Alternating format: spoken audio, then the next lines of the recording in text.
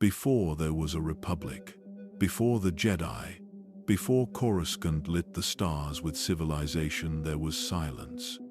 A silence that stretched across the galaxy for millions of years. And then, something woke up. 36,000 years before the Skywalker name would ever be spoken, 8 vessels appeared across the galaxy. They were not ships as we know them, they were monuments. Ancient constructs that seemed alive, like pieces of a god's forgotten memory drifting through the void. No one knew who built them. No one ever would. But those 8 vessels had a purpose. They traveled to distant worlds, Ando Prime, Kashyyyk, Ryloth, Dathomir, seeking out those who could feel the Force, though they did not yet have a name for it. These beings were pilgrims of instinct, not warriors. They were drawn together, as if the Force itself had decided the galaxy was finally ready to listen. And all 8 ships converged on one world, Tython, a storm-lit planet where the Force screamed like a living thing. Its 2 moons, Ashla and Bogan, circled above in perfect opposition, light and dark, peace and passion watching as the first Force users arrived. They did not come to conquer, they came to understand. And there, amid the thunder and stone, they formed the Jedi Order. It was the beginning of everything that would one day become the Old Republic. Long before senators and fleets, there was only this, a belief that balance could hold the galaxy together. The Jedi studied both sides of the Force as one truth.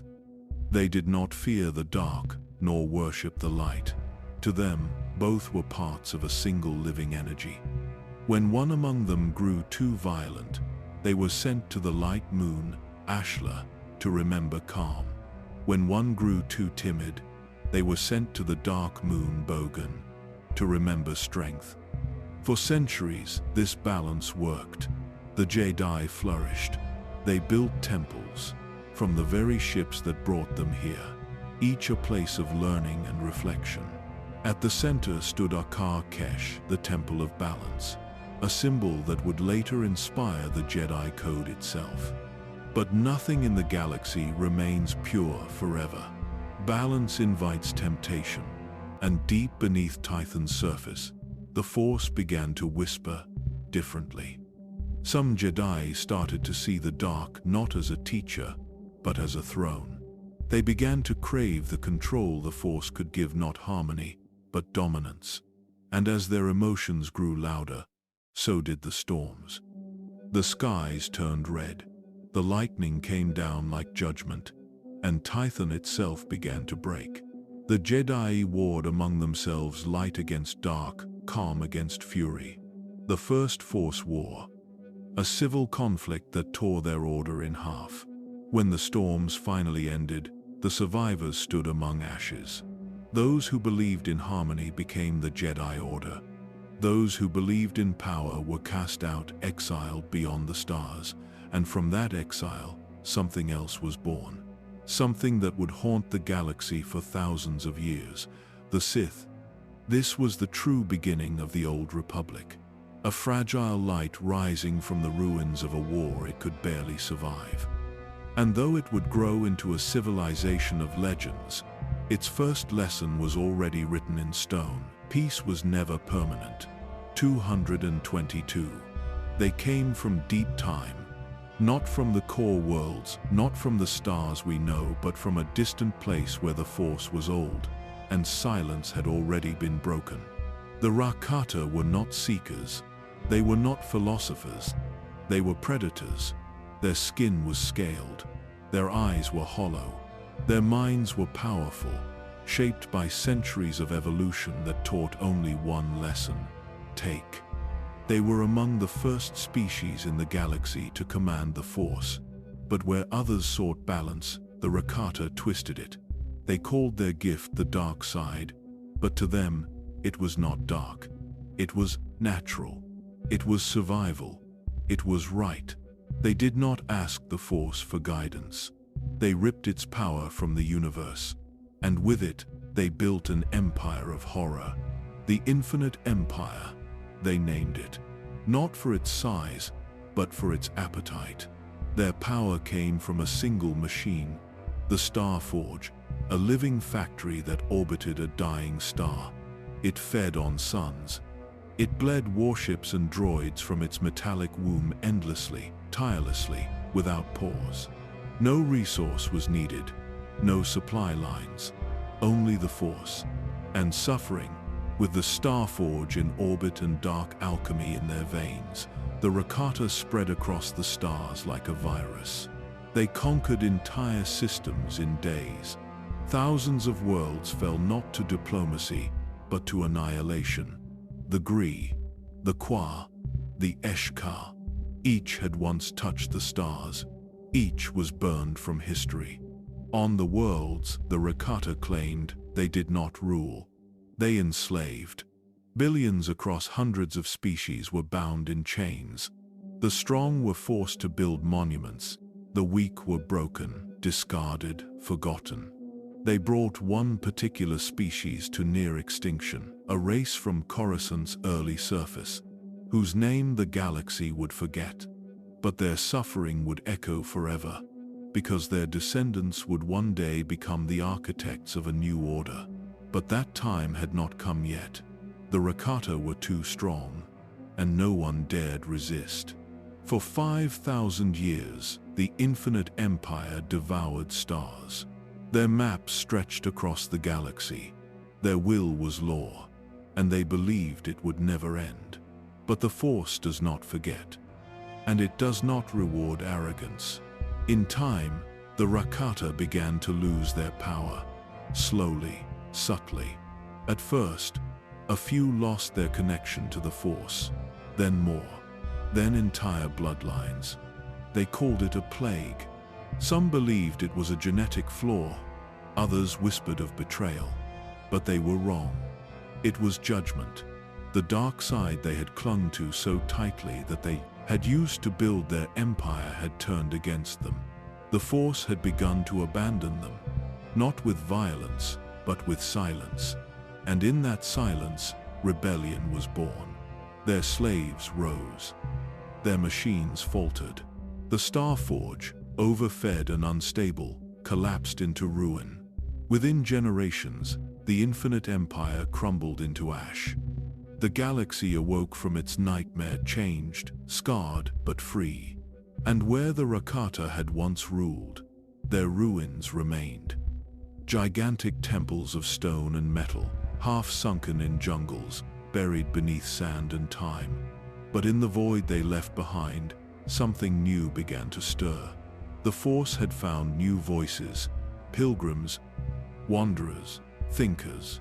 And deep within the Outer Rim, on the storm-shaken world of Tython, those voices had already started to whisper to one another.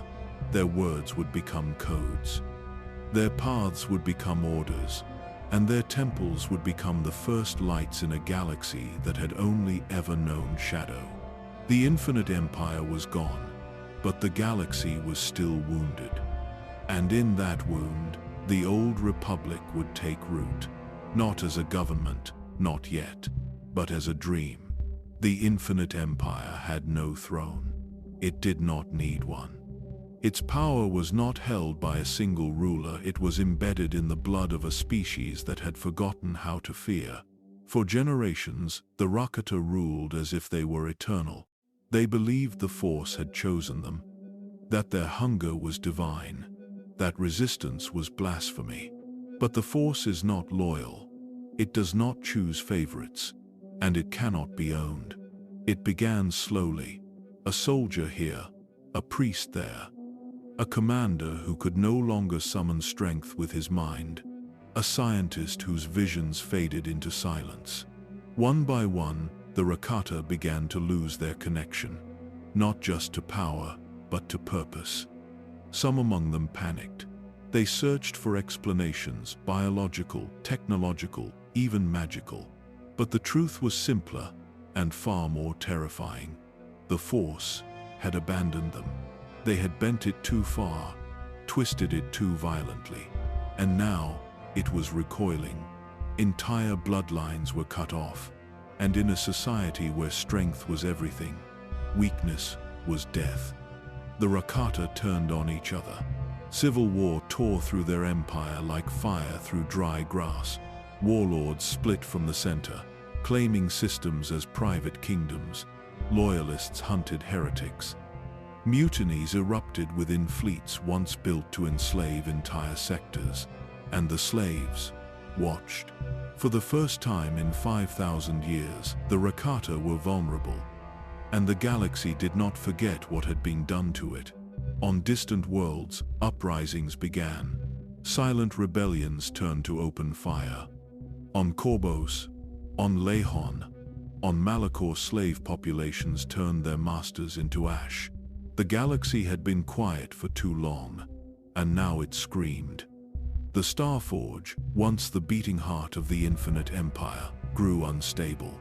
It had always demanded a connection to the dark side, to function, to feed, to build, to think. But with that connection breaking, its processes became chaotic. Ships emerged malformed. Machines disobeyed orders.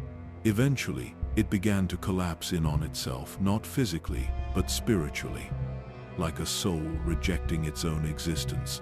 When it finally died, it did not explode, it simply stopped. And with it, the empire it had nourished, starved to death. The Rakata tried to hold on.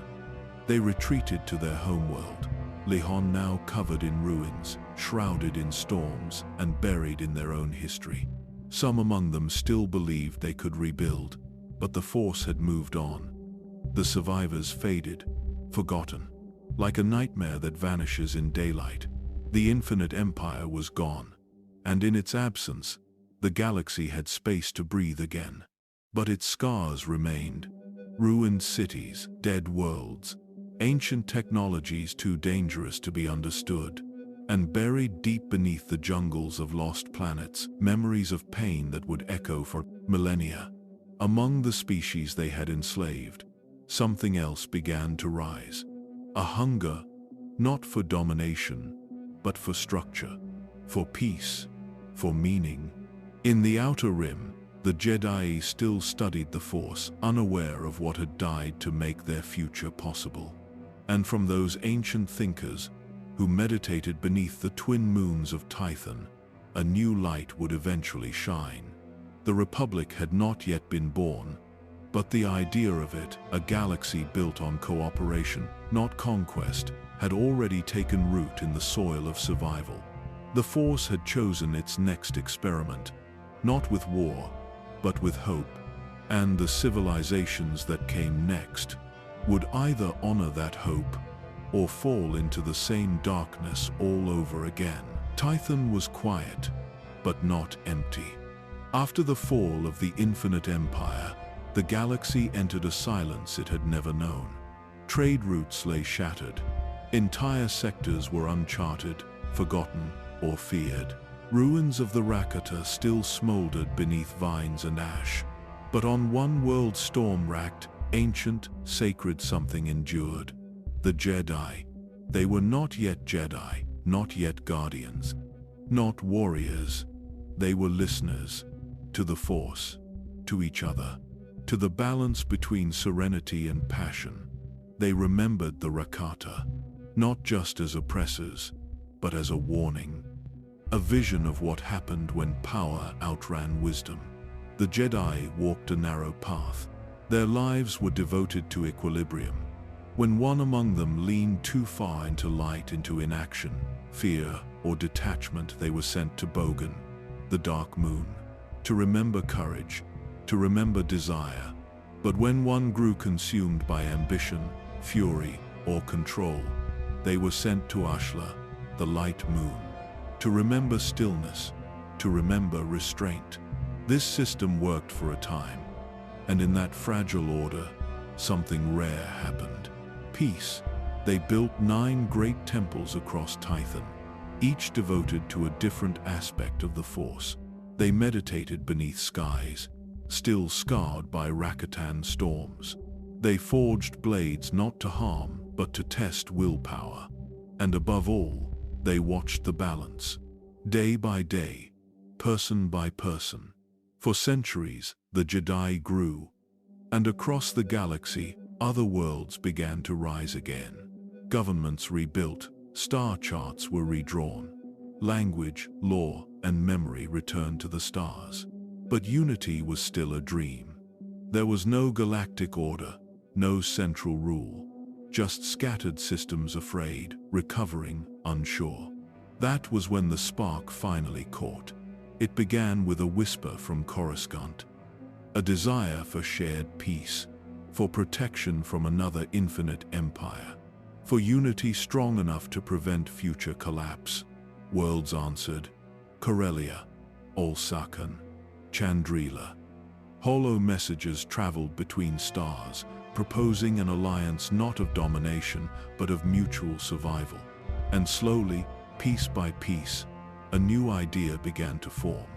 A government, not based on conquest, but on balance. The Galactic Republic was born.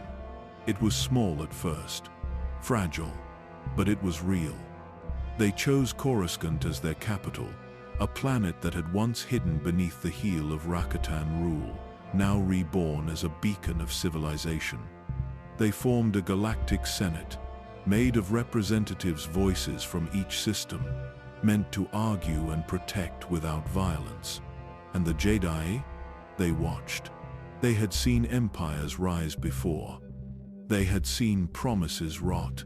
But something about this republic felt different. Many among the Jedi believed it could work, that this time the Force was not being controlled, but honored. So, for the first time, they left Tython. They stepped into the stars.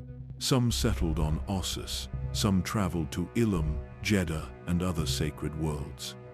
They shared their knowledge, their teachings, their history, and slowly, they became something new. Not Jedi. The Order was reborn, still committed to balance, but now sworn to defend the Republic that shared their values. They became guardians, not of war, but of peace. And with their support, the Republic grew, expanding across systems once too broken to believe in anything. It was not a perfect union, but it was the beginning.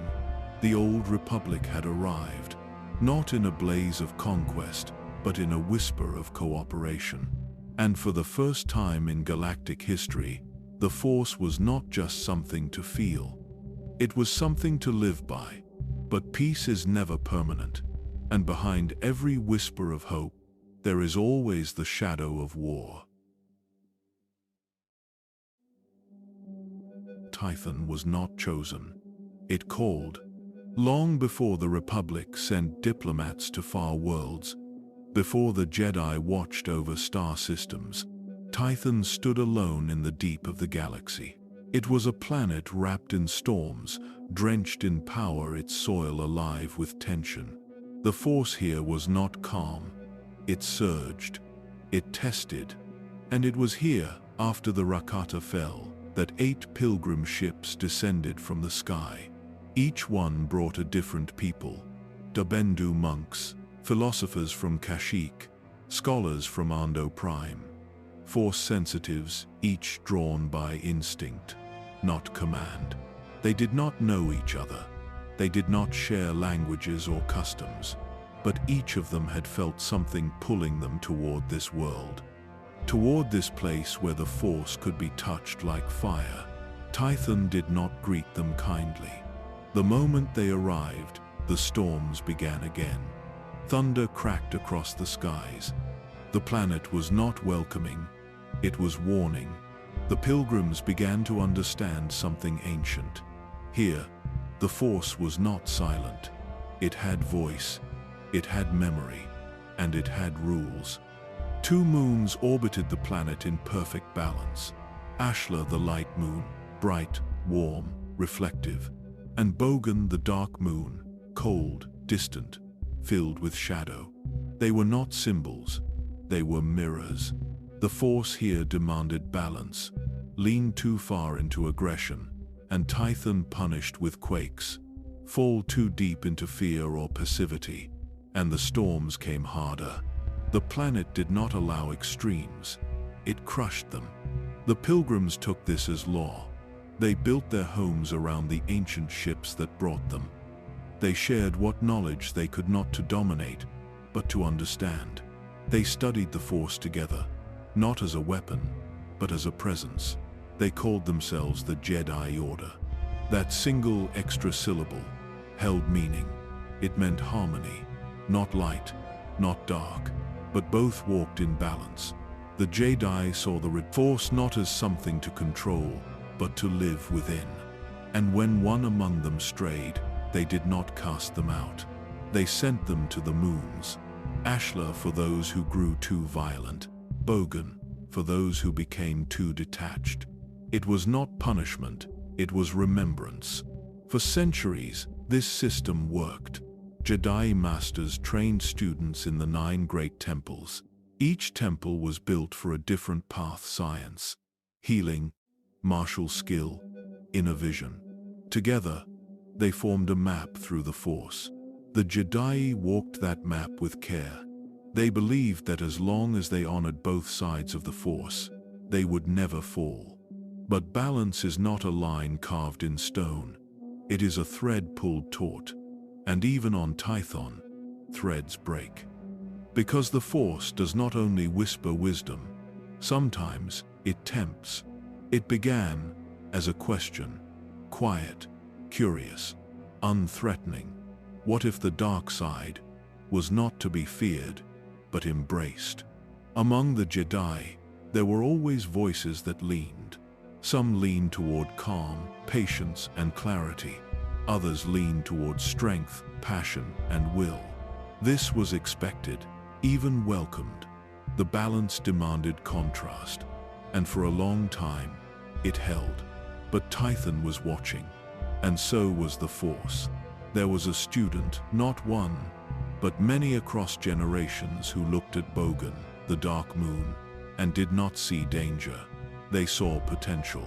Where others spoke of caution, they spoke of power. They believed that denying passion was not balance. It was blindness. They were not evil, not yet, but they were confident, too confident. Jedi scholars began to worry. At first, the conversations were calm. Then they became debates, then warnings, then silence. Because ideas, when fed in secret, do not fade. They grow. Some Jedi began to remain on Bogan longer than allowed, meditating, experimenting, questioning the code. They discovered things, how the Force could be used not just to heal or defend, but to bend, to burn, to break. They began to reshape their sabers, to draw upon anger, not stillness.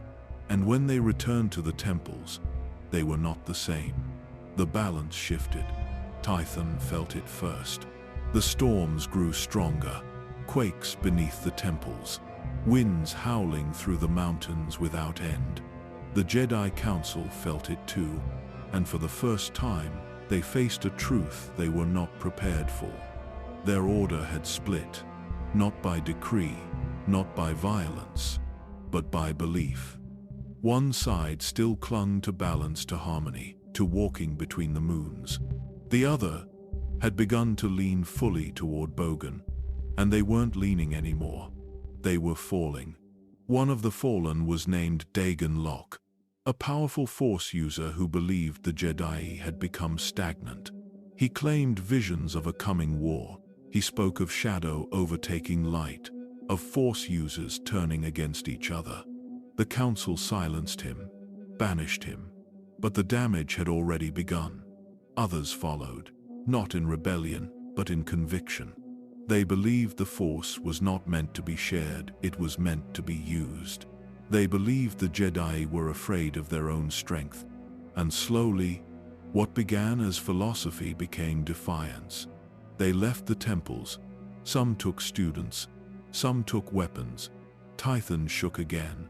The Jedi tried to pull them back, tried to remind them of the moons, of the code, of the cost, but the line had already broken, and once balance breaks, it does not return quietly.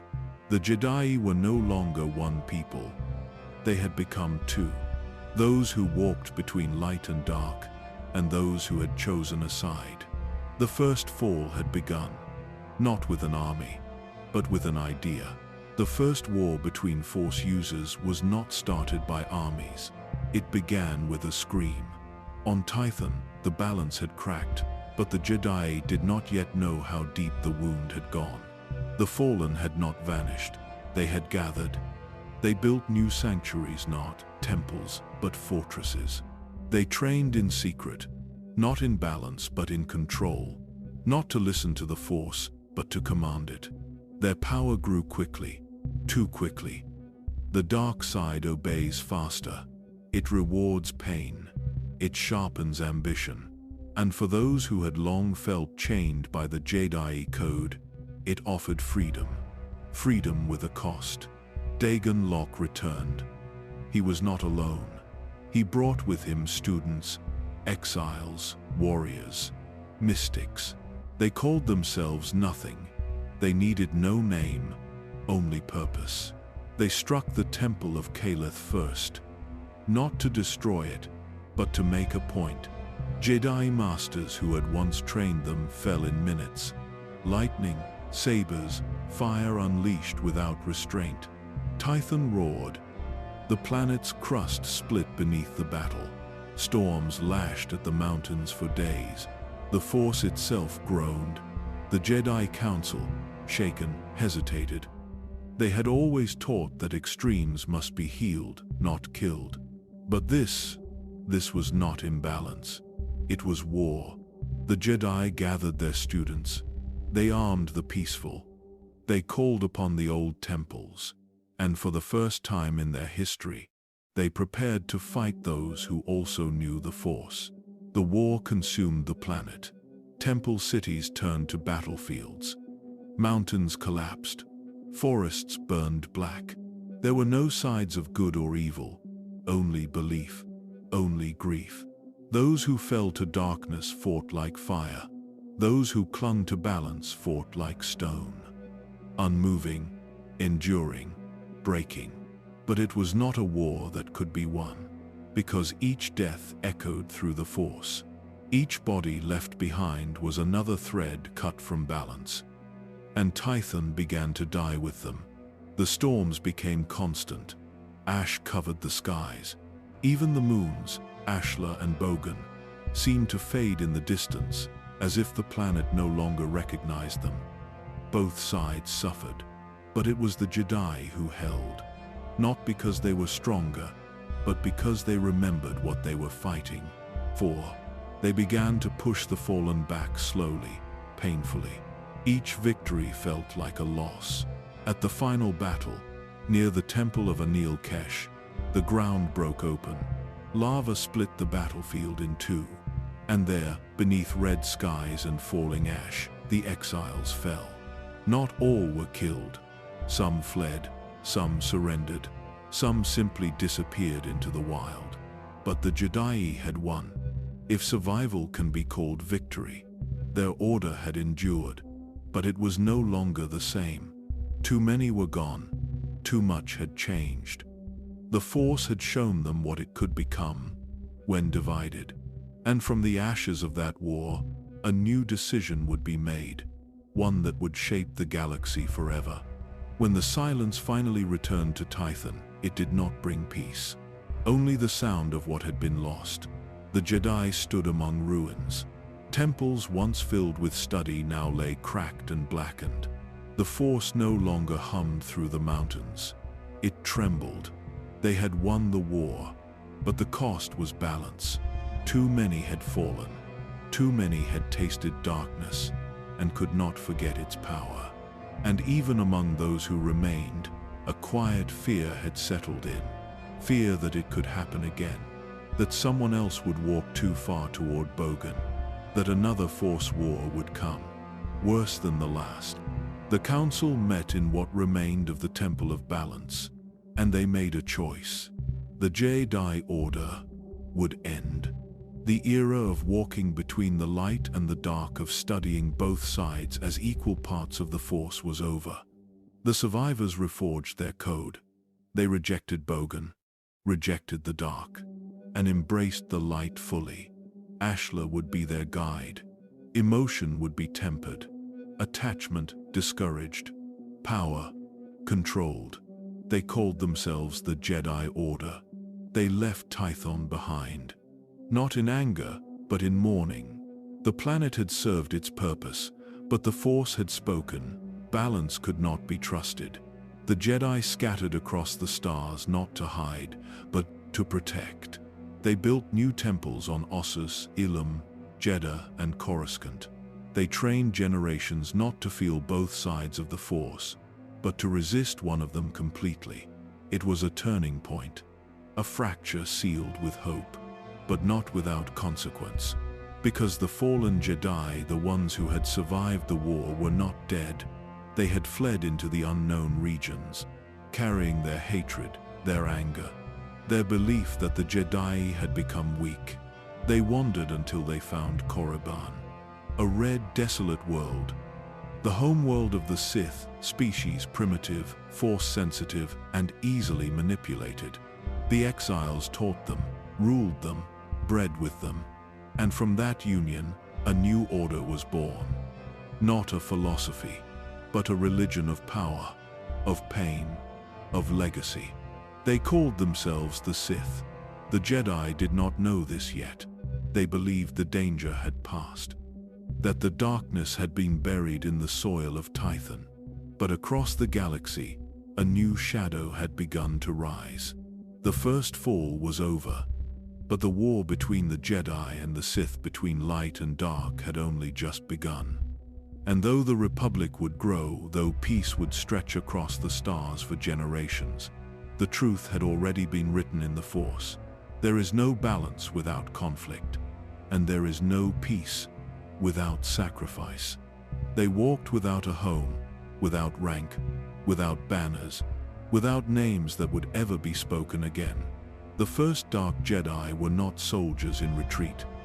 They were believers in exile, and they carried their failure like a wound that never healed. Banished after the First Force War, these Jedi had once stood among the wisest of their order. They had debated at the highest temples, taught students beneath Tython's swirling skies.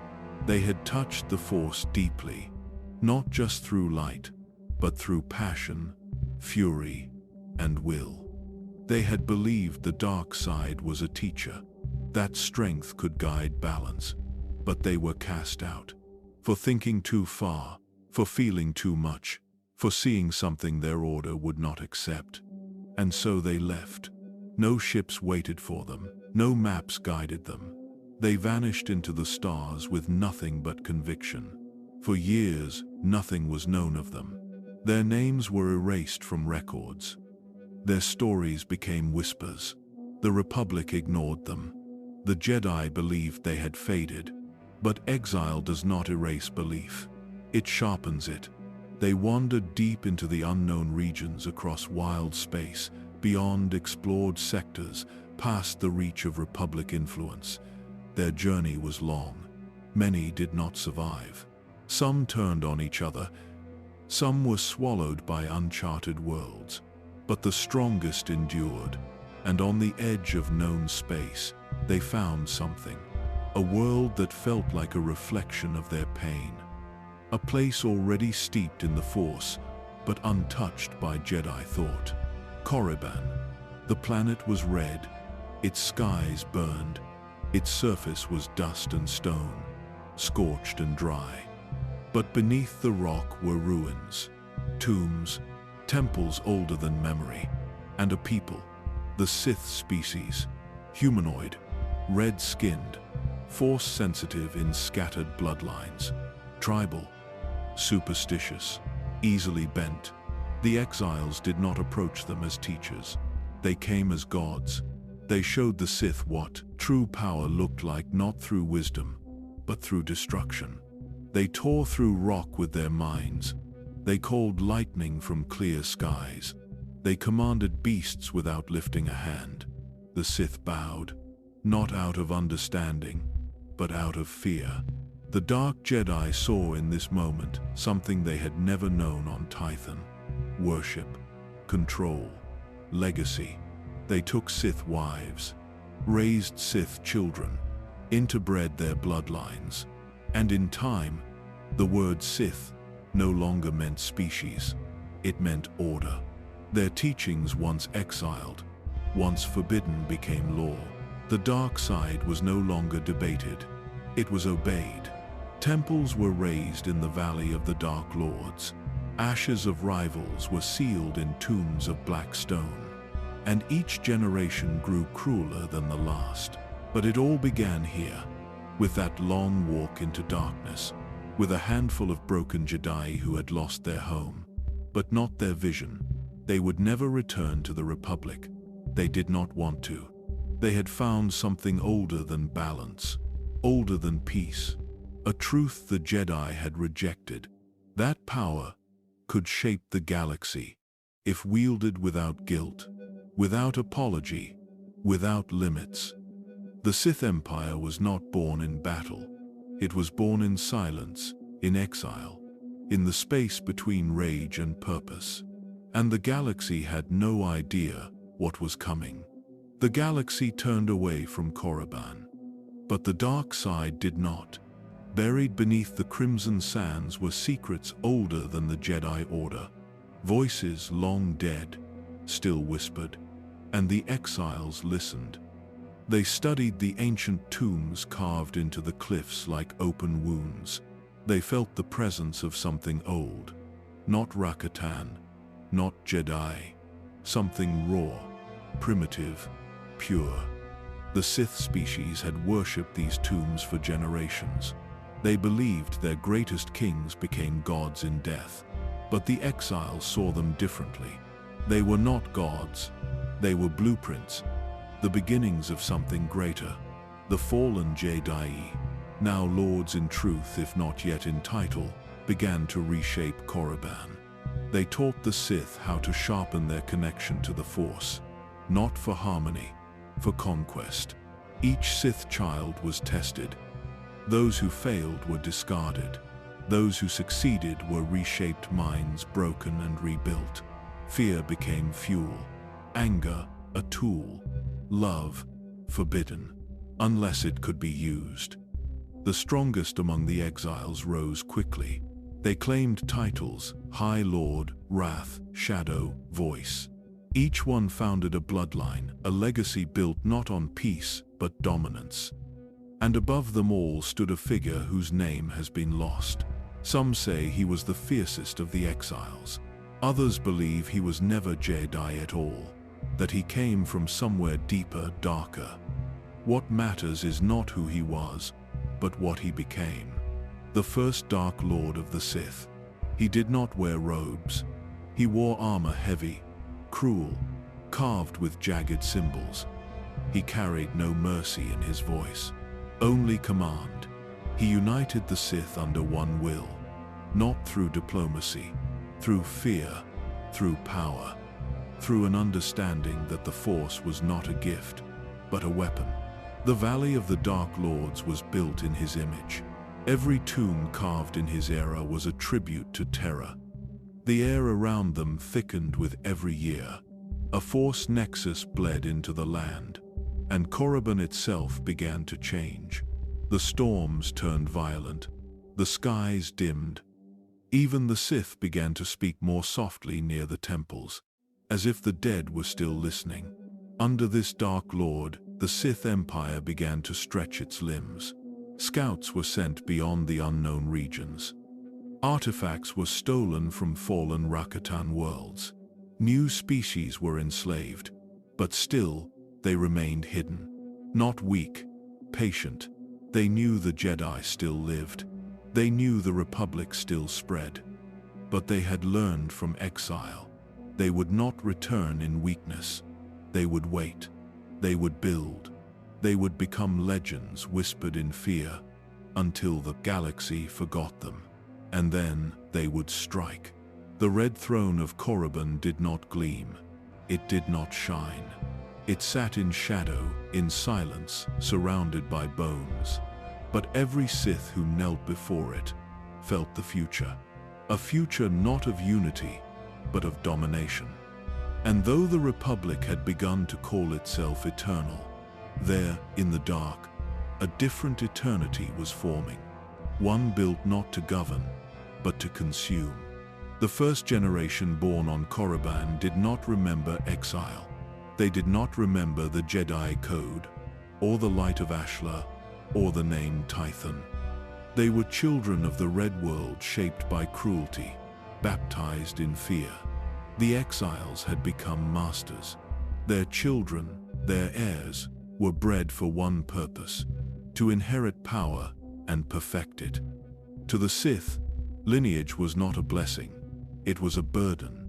Every generation had to eclipse the last, or die trying. The Force was no longer seen as balance. It was blood. It flowed through families like a curse, binding them to a hierarchy where weakness meant extinction. The High Lords began the rituals, their ancient writings carved into temple walls in blood and ash. They experimented with life itself, mixing alchemy, science, and the Force to create warriors, beasts, and servants that obeyed only their will. The dark side became not just faith, but language. A way of thought, a way of breathing. Every Sith child learned its words before they learned their own.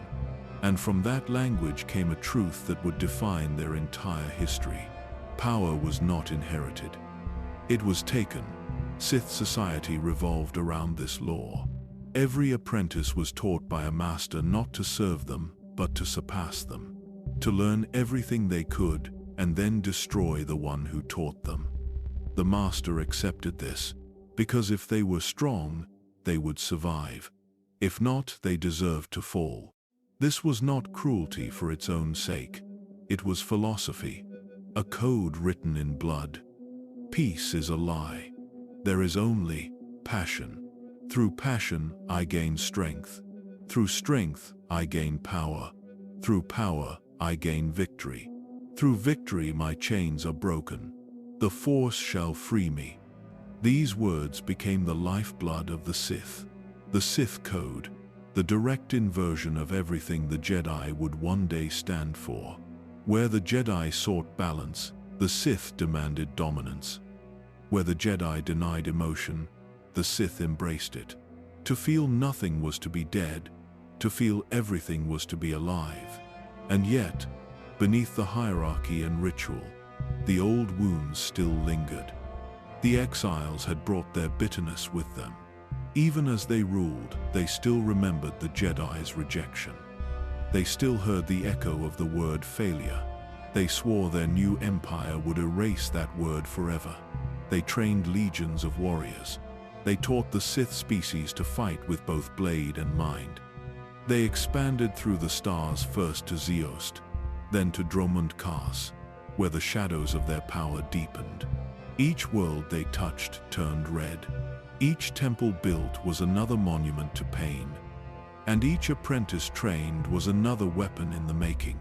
But the very thing that made them powerful was the same thing that cursed them: pride, ambition, hatred. It made them rise faster than any civilization before them, and doomed them to destroy each other endlessly. The Sith were no longer a species. They were an infection. A spreading hunger that could never be cured, only contained.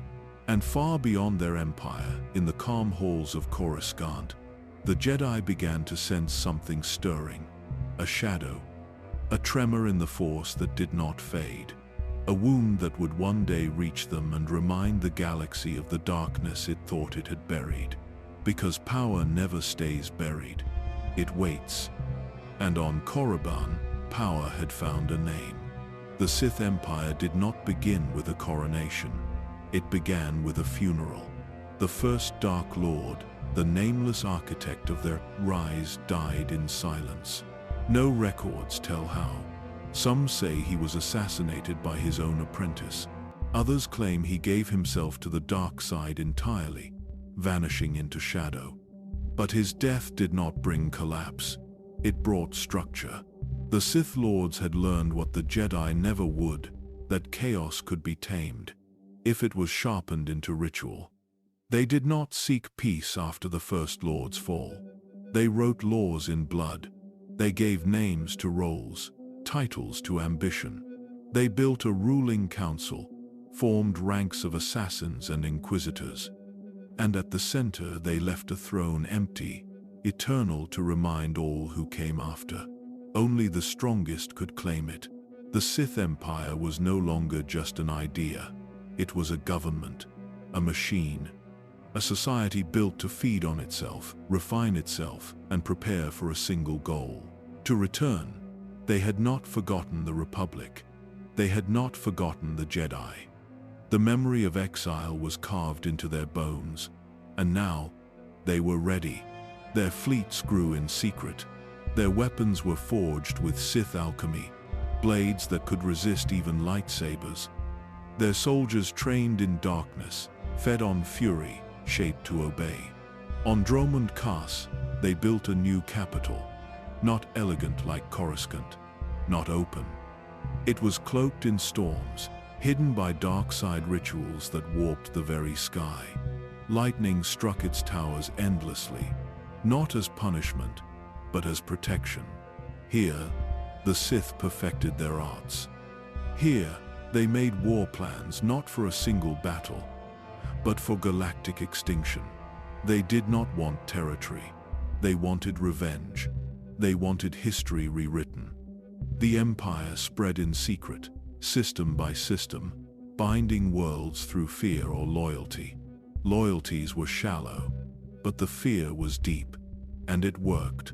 No Jedi came, no Republic fleet noticed. Because the Sith were no longer loud, they were patient.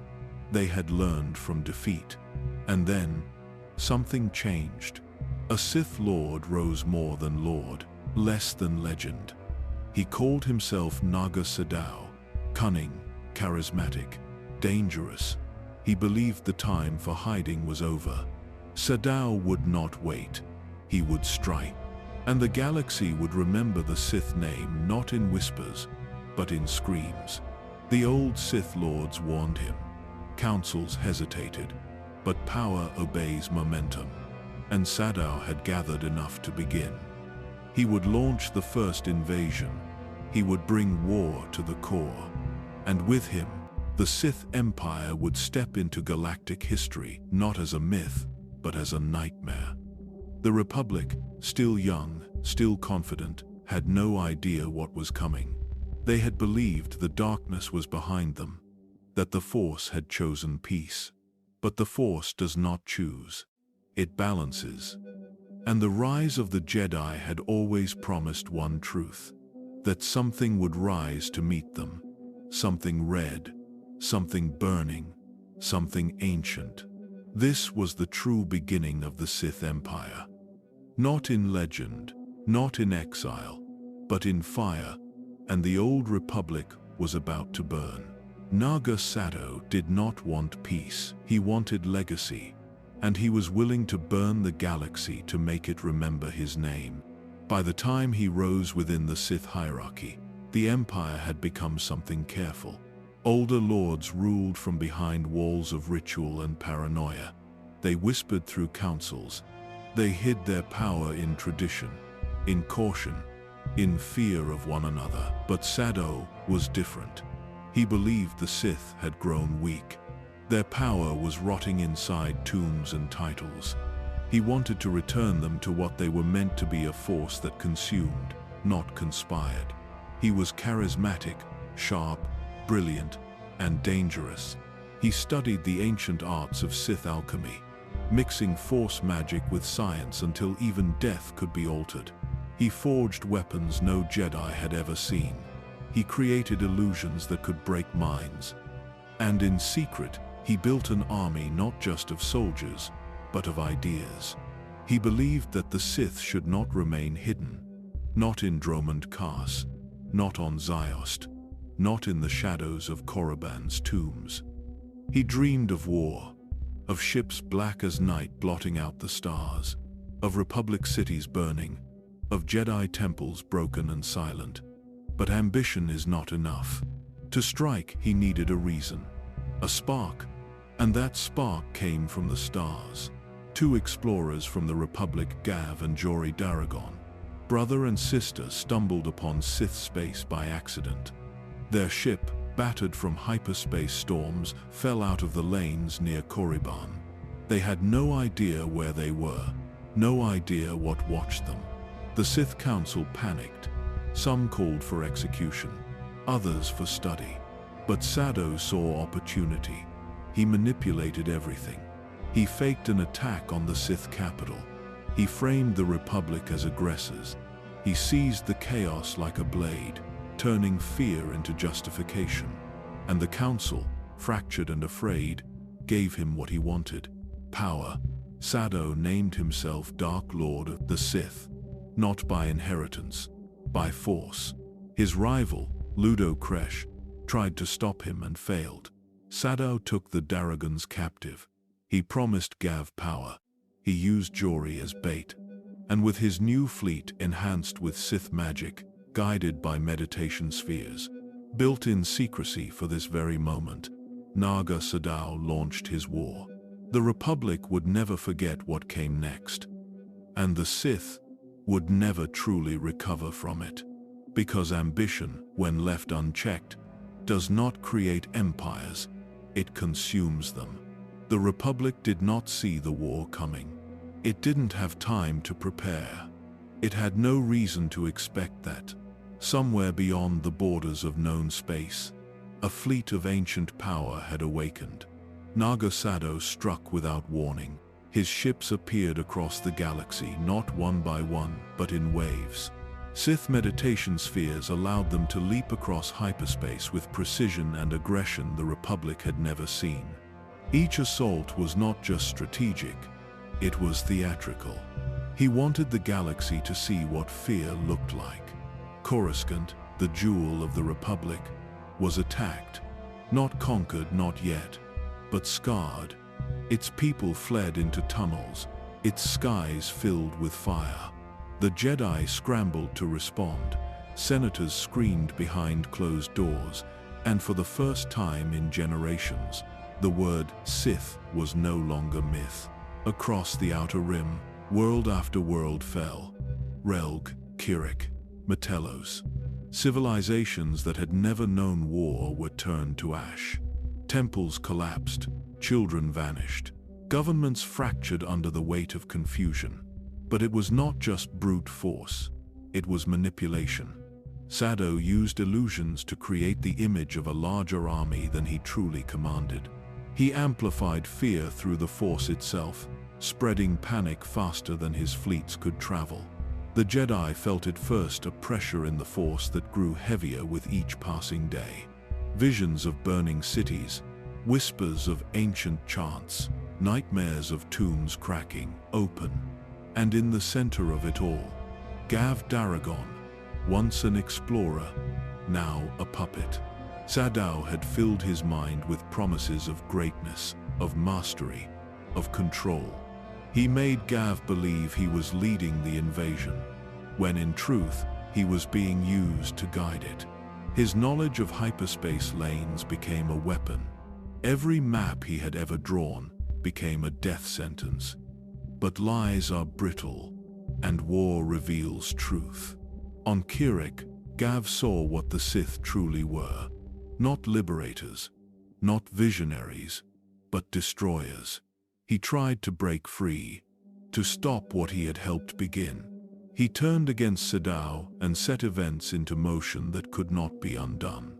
The Republic, bloodied but not broken, began to rally. The Jedi Council gathered. Old allies returned from isolation. Fleets began to move, not in panic this time, but in unity. Because Sado had made one mistake, he believed fear would break the Republic. But fear can forge unity. And now, the Republic had something it had lacked at the start: resolve.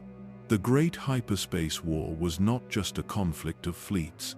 It was a mirror showing both the Jedi and Sith what they had become. The Sith believed they were gods.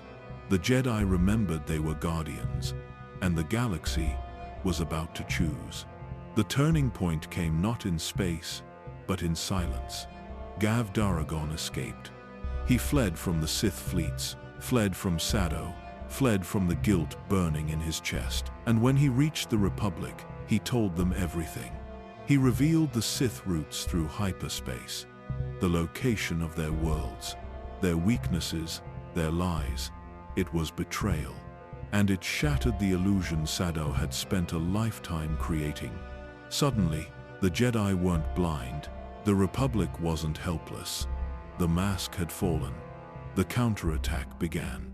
Republic fleets launched coordinated strikes against Sith strongholds. Worlds that had never seen Jedi now watched them descend from orbit like quiet storms. They didn't come with fire. They came with focus, with purpose. On Primus Golud, where Sado had based his final campaign, the stars themselves began to collapse. His meditation sphere, once the heart of his illusions, was destroyed. The link between mind and fleet severed. Ships began to fall out of formation. Some turned on each other, some simply stopped. Sado realized the tide had turned, but he wasn't finished. He returned to Korriban seeking one last victory. But there, waiting for him, was Ludo Kresh, the rival he had once defeated, not dead after all. Kresh had gathered loyalists, waiting for his chance. He believed Sado's war had doomed them, and now he came to end it. The battle between the two Sith Lords was brutal. No armies, no fleets, just hatred, raw and ancient, echoing through the sands of the valley. Sado won, but it cost him everything. The Sith Empire was in collapse, its fleets scattered, its leadership broken, its secrets exposed. And in the chaos, the Jedi struck a final blow. The Republic launched a full-scale purge. They did not negotiate. They did not occupy. They erased. World after world fell. Temples burned. Sith Lords hunted, executed, entombed. The empire of the Sith, which had hidden for 1,000 years, was shattered in a single season. And yet, not all was destroyed. Sado fled once more. He took his most loyal followers and escaped into the unknown regions. He found a distant world, one the Republic would never think to search. Yavin 4. There, in the shadow of massive temples, Sado faded into legend. He placed himself into suspended animation, not to escape death, but to wait. Because the Sith did not believe in endings, only in delay. The great hyperspace war was over. The Republic celebrated. The Jedi exhaled. And for a moment, the galaxy believed the dark side had been defeated. But the Force is not kind. It remembers. And the Sith, broken, scattered, forgotten, were not gone. They were hiding, waiting, learning. The Republic stood victorious. The Jedi walked through ruins, lightsabers dim, eyes heavy, and the name Sith was carved into tombstones. But wars don't end when the last fleet falls. They end in whispers, in forgotten systems, in shadows left behind. The great hyperspace war had torn through stars, burned cities into silence, and scattered Sith across the dark corners of the galaxy. But not all Sith were slain. Not all temples collapsed. Not all teachings were lost. Many survivors fled into deep space. Others vanished beneath false names. Some hid among criminal syndicates, carrying pieces of the old code in memory alone. And a few went deeper. They buried themselves in ritual, in secrecy, in time. Because the Sith did not need territory to survive. They needed silence. And revenge grows best in silence. Yavin 4 became more than exile. It became sanctuary. Naga Sadao, sealed in stasis, left behind guardians, beasts and wards, traps for those who might come searching, and seeds for those who might follow. Other Sith fled to Thule, to Malachor, to Dromund Kaas. Some descended into madness. Some wrote scrolls in blood. Some taught apprentices in secret caves, whispering promises beneath collapsing stars. And slowly, the Sith became myth again. The Republic believed it had won, that the dark side had been extinguished. The Jedi returned to diplomacy, to meditation, to law. They rebuilt their temples. They rewrote their texts. They warned of darkness but believed it had passed. They were wrong, because darkness does not die. It waits, it remembers. In a hidden fortress on Dromund Kaas, a new Sith began to rise. One who claimed visions of eternity. One who believed the great hyperspace war was not an end, but a beginning. His name would not be spoken for thousands of years. His empire would be built in secret, and one day his hand would reach through time itself to twist the fates of Jedi, Sith, and the Republic alike. But for now, the galaxy slept. The Republic thrived. The Jedi watched the stars, not knowing where to look, and far beyond their gaze. In places the Force had grown quiet, the Sith rebuilt. Brick by brick, belief by belief, one apprentice at a time. They were no longer lords, no longer rulers. They were shadows. But in every shadow, there is hunger. And that hunger had a name: Sith. The Sith were not gone, they were only waiting. After the great hyperspace war, the Republic believed it had silenced the darkness. But in the cold reaches of the unknown regions, something ancient was stirring. Something that did not die with Naga Sado. Something that had never stopped growing. Centuries passed. Jedi archives grew thick with peace treaties. The Republic expanded, system by system, star by star. But in the silence, a new Sith Empire had taken root, one far more disciplined, far more secretive than any that had come before.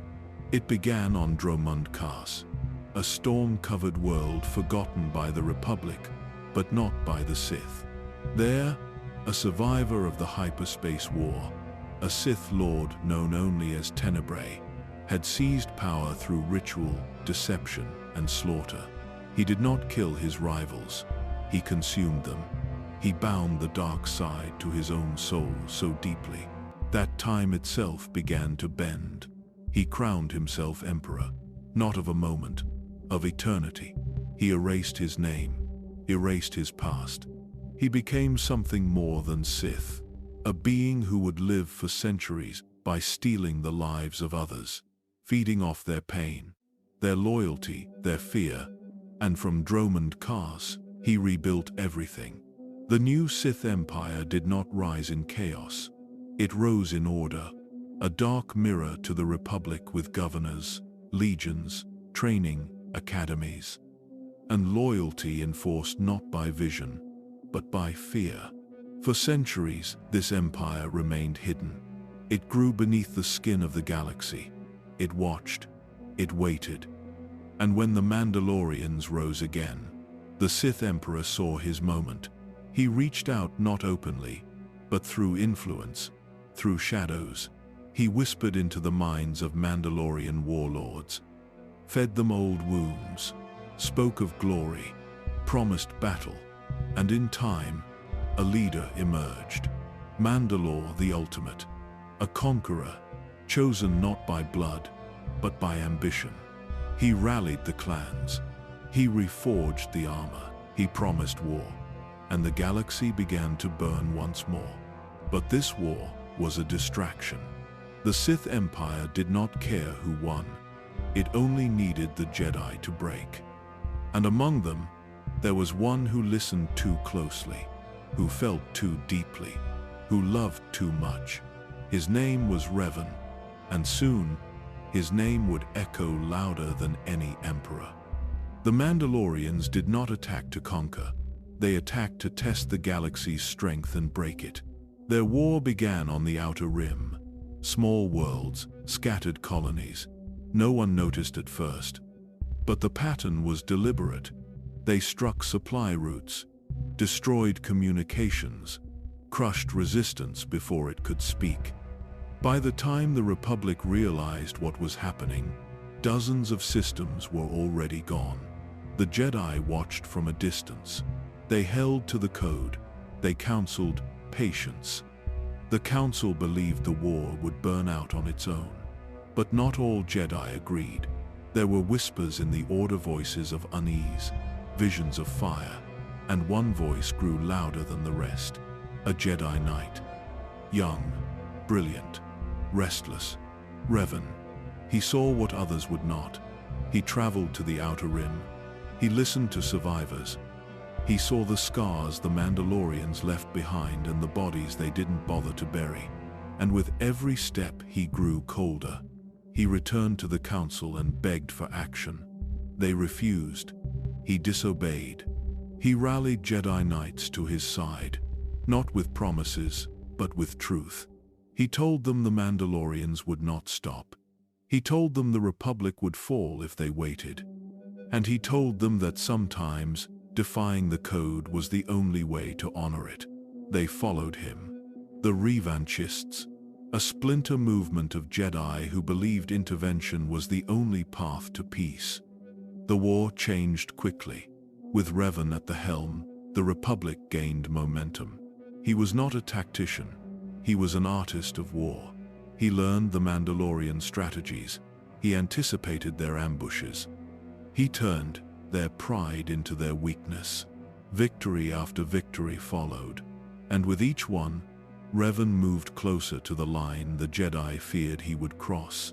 He began using forbidden tactics, ordered planetary bombardments, sacrificed soldiers to win systems, and yet his forces never wavered.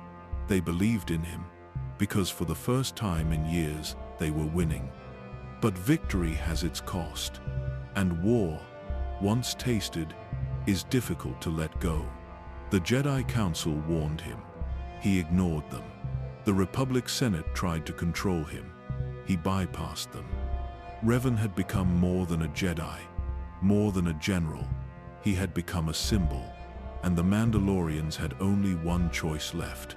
Final battle, Malachor V. A world soaked in dark energy. A place the Mandalorians chose for their last stand, and the place where Revan would make his final choice. What happened there would not just end a war, it would unmake a man. Malachor V was not a battlefield. It was a grave waiting to be filled. The Mandalorians had gathered their full strength, their fleets, warlords, warriors bred for nothing but conquest. They believed they would die with honor. They believed Revan would face them blade to blade. But Revan came with something else. A weapon. The Mass Shadow Generator, an experimental device, created in secret, not by the Republic, by Revan's own followers. Under his command, it was not designed to target armies. It was designed to collapse the planet itself. Revan gave the order. The sky split open. Gravity turned against nature. Ships were dragged from orbit. Mountains fell sideways. The crust of Malachor cracked and swallowed entire cities whole. Tens of thousands died in moments. Mandalore the Ultimate fell defeated, unmasked, and forgotten beneath the rubble. The war ended, but something else began. Malachor became cursed. The Force itself recoiled. The Jedi who survived were never the same. Some went silent, some went mad, and Revan stood at the center of it all, not broken, but changed. He had ended the greatest war of his time, but in doing so, he had crossed a threshold no Jedi was meant to even see. He had looked into the dark, and it had looked back. He began to question everything. Why had the Jedi refused to act? Why had the Republic nearly fallen while they meditated? Why had he been the one to fix it alone?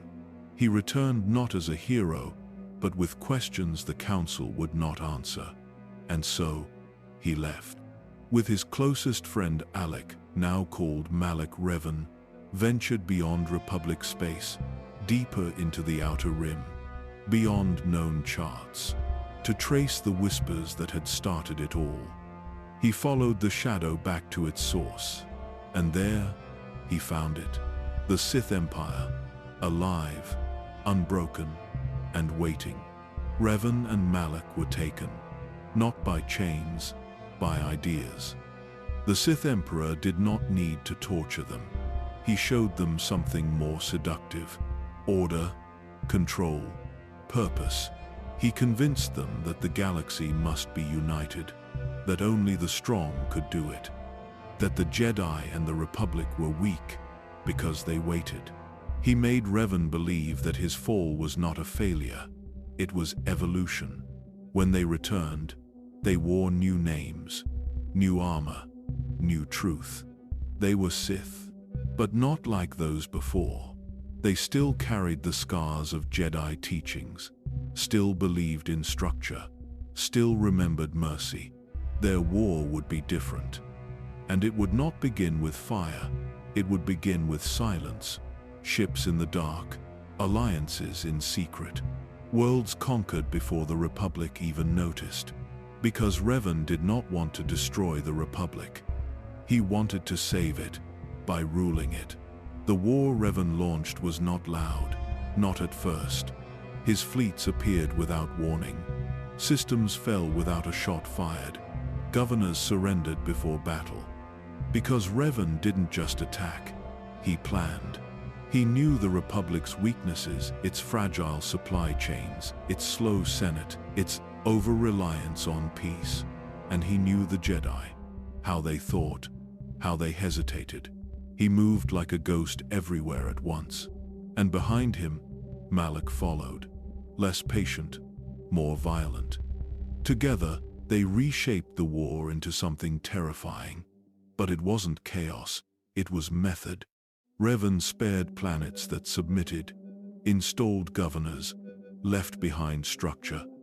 He was building something, not for conquest, for control. Some believed he was right.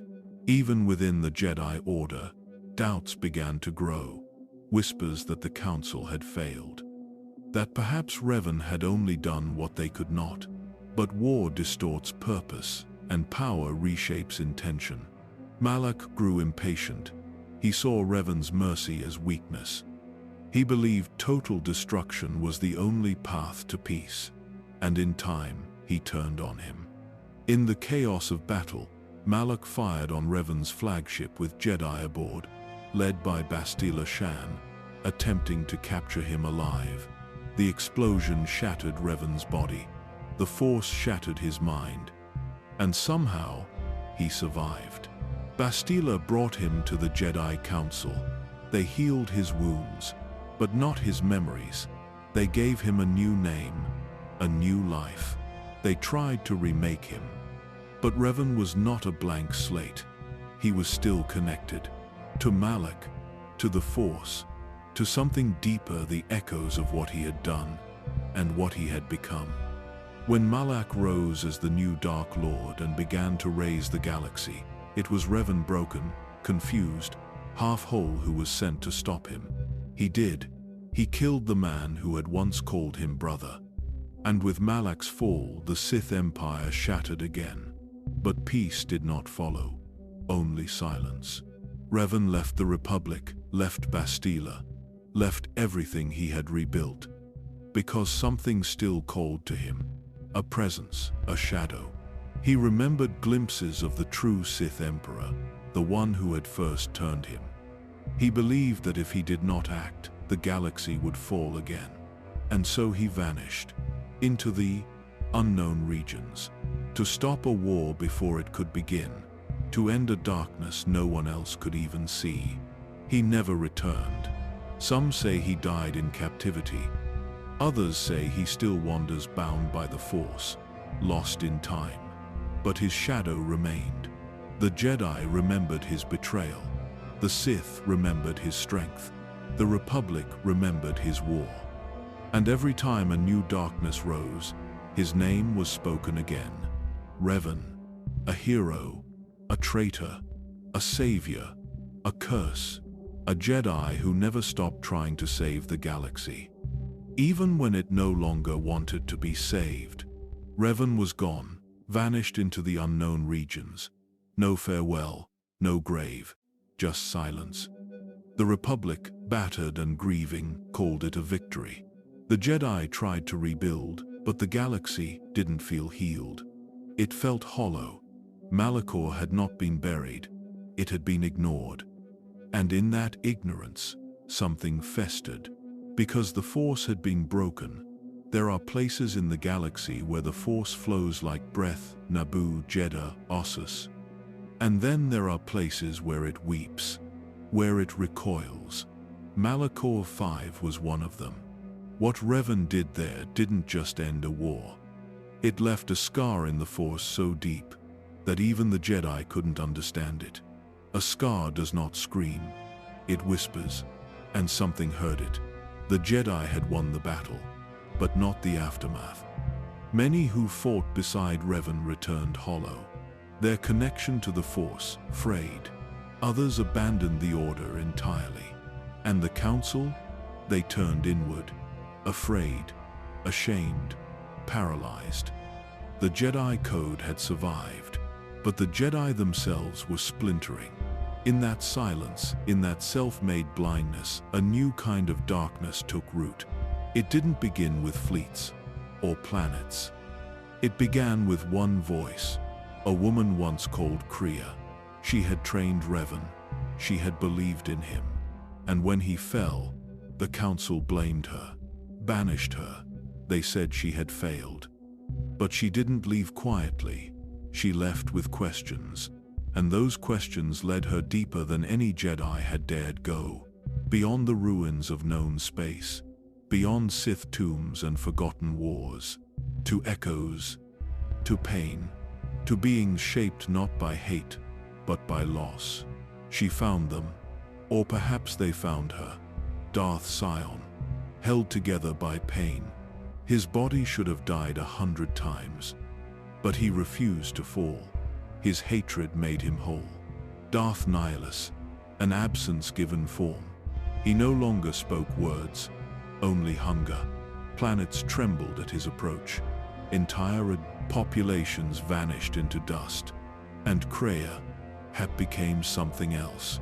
Darth Treya, the Lord of betrayal. Not just of others, but of truth, of the Force itself. They did not build temples.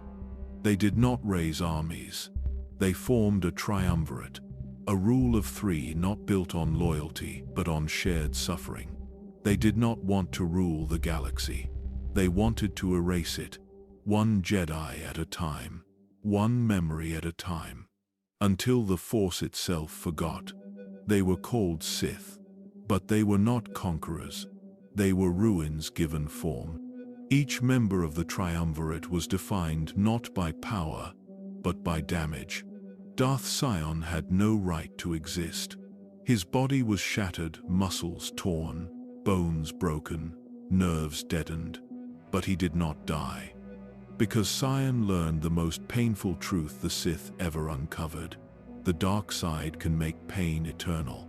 He held himself together through will alone. Every step a scream. Every breath a defiance of death. He became a walking wound, unkillable, unforgiving, a lord not of power, but of survival. He believed strength came only through pain, that to feel was weakness, that mercy was death. And in his presence, Jedi did not die in battle. They fell into despair, and then he ended them. Then there was Darth Nihilus. He did not speak. He consumed. Once a man, now a void. The wound at Malachor had not just echoed into the Force, it had infected him. He became hunger, not poetic, not symbolic, literal. He fed on life, not just people, entire planets. He did not rule. He drifted, and where he drifted, the Force died. Jedi masters who had meditated for 100 years collapsed in his presence. They could not hear the Force near him. They could not feel each other. They became empty long before they fell. And finally, Darth Kreia, the teacher who lost everything, not just her student, but her faith. The Jedi exiled her. The Sith betrayed her. She became the Lord of Betrayal because it was all she had left. Kreia did not seek domination. She sought understanding. She asked a question no other Sith dared voice. What if the Force itself is the problem? What if it is not a tool, not a mystery, but a tyrant, pulling strings, choosing sides? She taught that the Jedi were slaves to peace, and the Sith, slaves to hunger. She wanted to burn both paths. Kreia rebuilt the Sith not with numbers, but with ideology. She found those broken by the last war. Jedi who had lost faith. Sith who had lost purpose. She whispered to them, gave them words, gave them direction. And then, she vanished. The Triumvirate ruled in fragments, not together, but in orbit around each other's pain. Their strength was not in unity. It was in silence. They did not raise a new empire. They erased the last traces of light, not in open war, but in whispers. One Jedi at a time, one temple at a time, until even the Force began to go quiet. It began quietly. Jedi disappeared from remote outposts. Ships went missing in uncharted space. Temples sent distress signals that were never answered. The Council noticed, but too late. By the time they acted, the Sith had already begun to erase them. Not in battlefields, in memory. Darth Sion led the charge. He didn't just kill Jedi. He hunted them, tracked them across the galaxy like prey. They felt him before they saw him. A presence that radiated agony. A body that refused to fall. Some Jedi tried to face him. None survived. Because how do you defeat someone who believes death is a weakness and pain is a weapon? Darth Nihilus moved differently. He didn't need ships or armies. He needed silence. He came to worlds strong in the Force Qatar, Telos, planets of learning, healing, reflection. And he consumed them. He did not speak. He did not leave ruins. He left nothing. Millions gone. And the Force grew quieter with each loss. Jedi could feel it. A stillness that wasn't peace. It was absence. The threads that once connected them across stars, Izunair, were unraveling. The Jedi Order tried to respond. They recalled masters from across the rim, gathered in secret enclaves, planned. But there was no strategy for what they faced. This was not war. This was extinction. Their code offered no defense against enemies who did not want to rule, only to erase. And behind it all, unseen, Darth Kreia moved through the darkness. She returned to the Jedi Temple not with blades, but with words. She did not fight the Order. She infected it. She whispered truths too painful to ignore. That the Council had failed. That the war was their fault. That the Force was not guiding them, but manipulating them.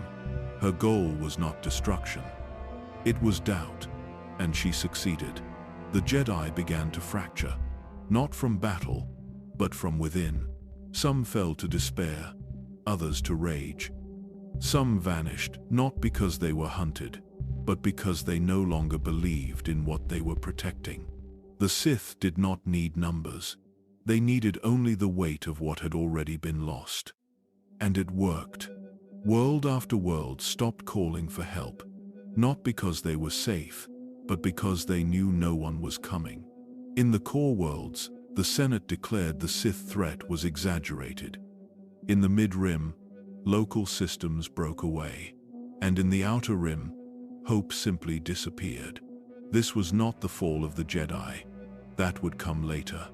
This was the unraveling.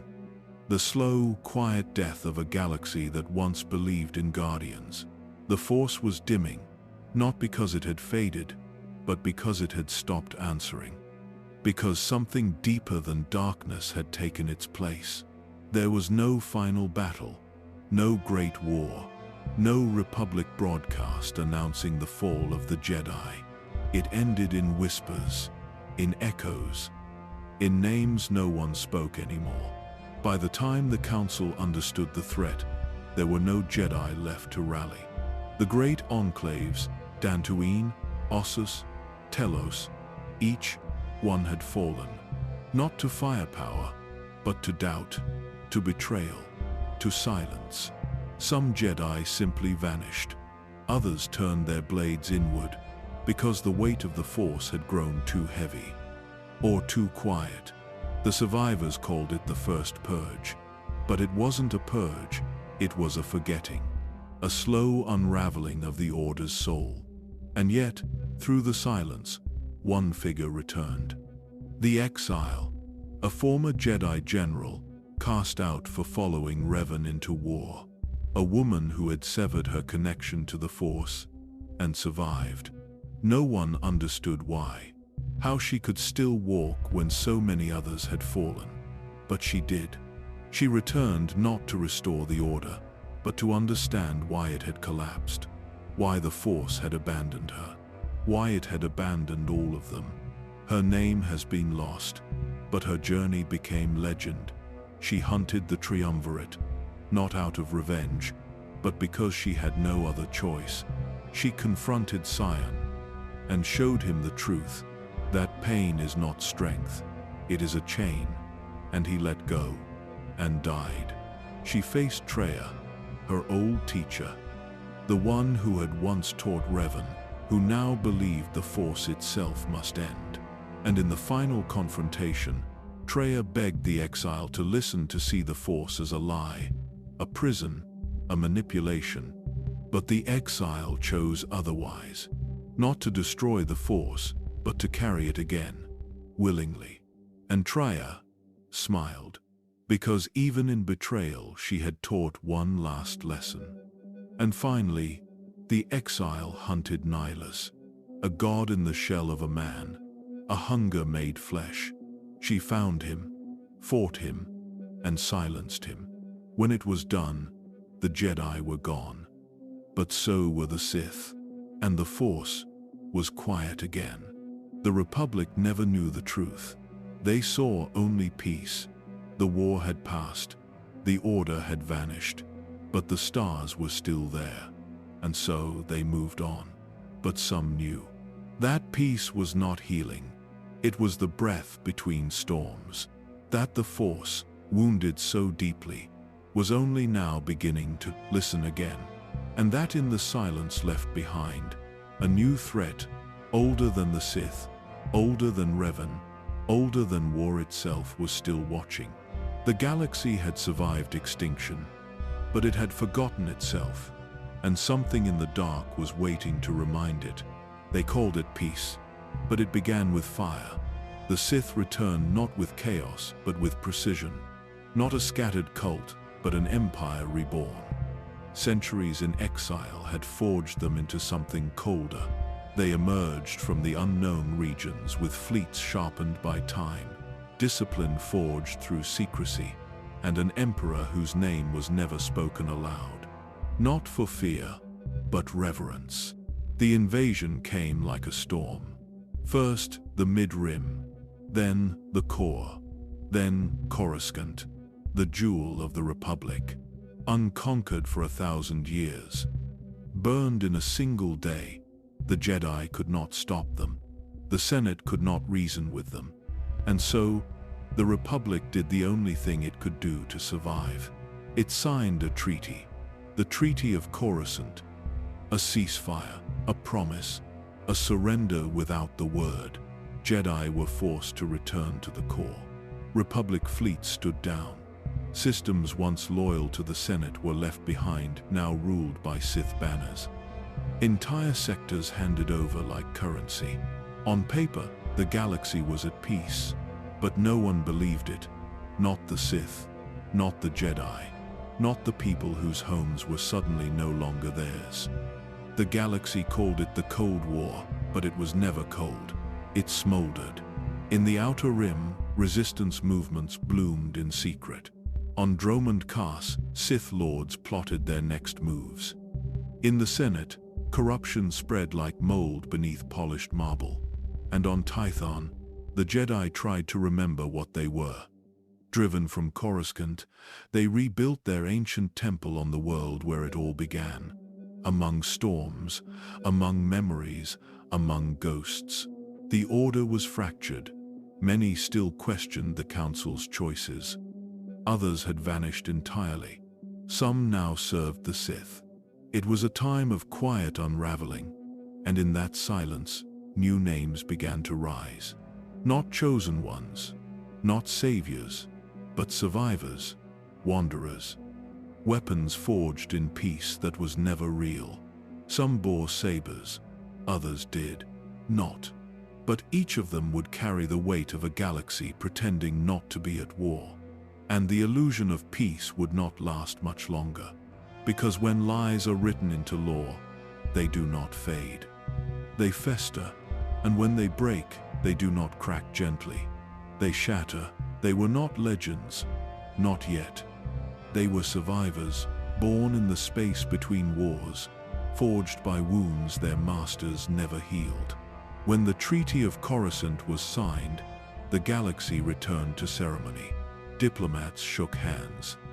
Senators wrote speeches, and the Jedi Order tried to pretend it had never been broken. But peace is a mask, and masks crack. Beneath the surface, new heroes began to rise not from prophecy, but from necessity. On Ord Mantell, a soldier disobeyed an order that would have cost civilians their lives. He was court-martialed and then recruited, because the Republic needed people like him, men who didn't just follow orders, but questioned them.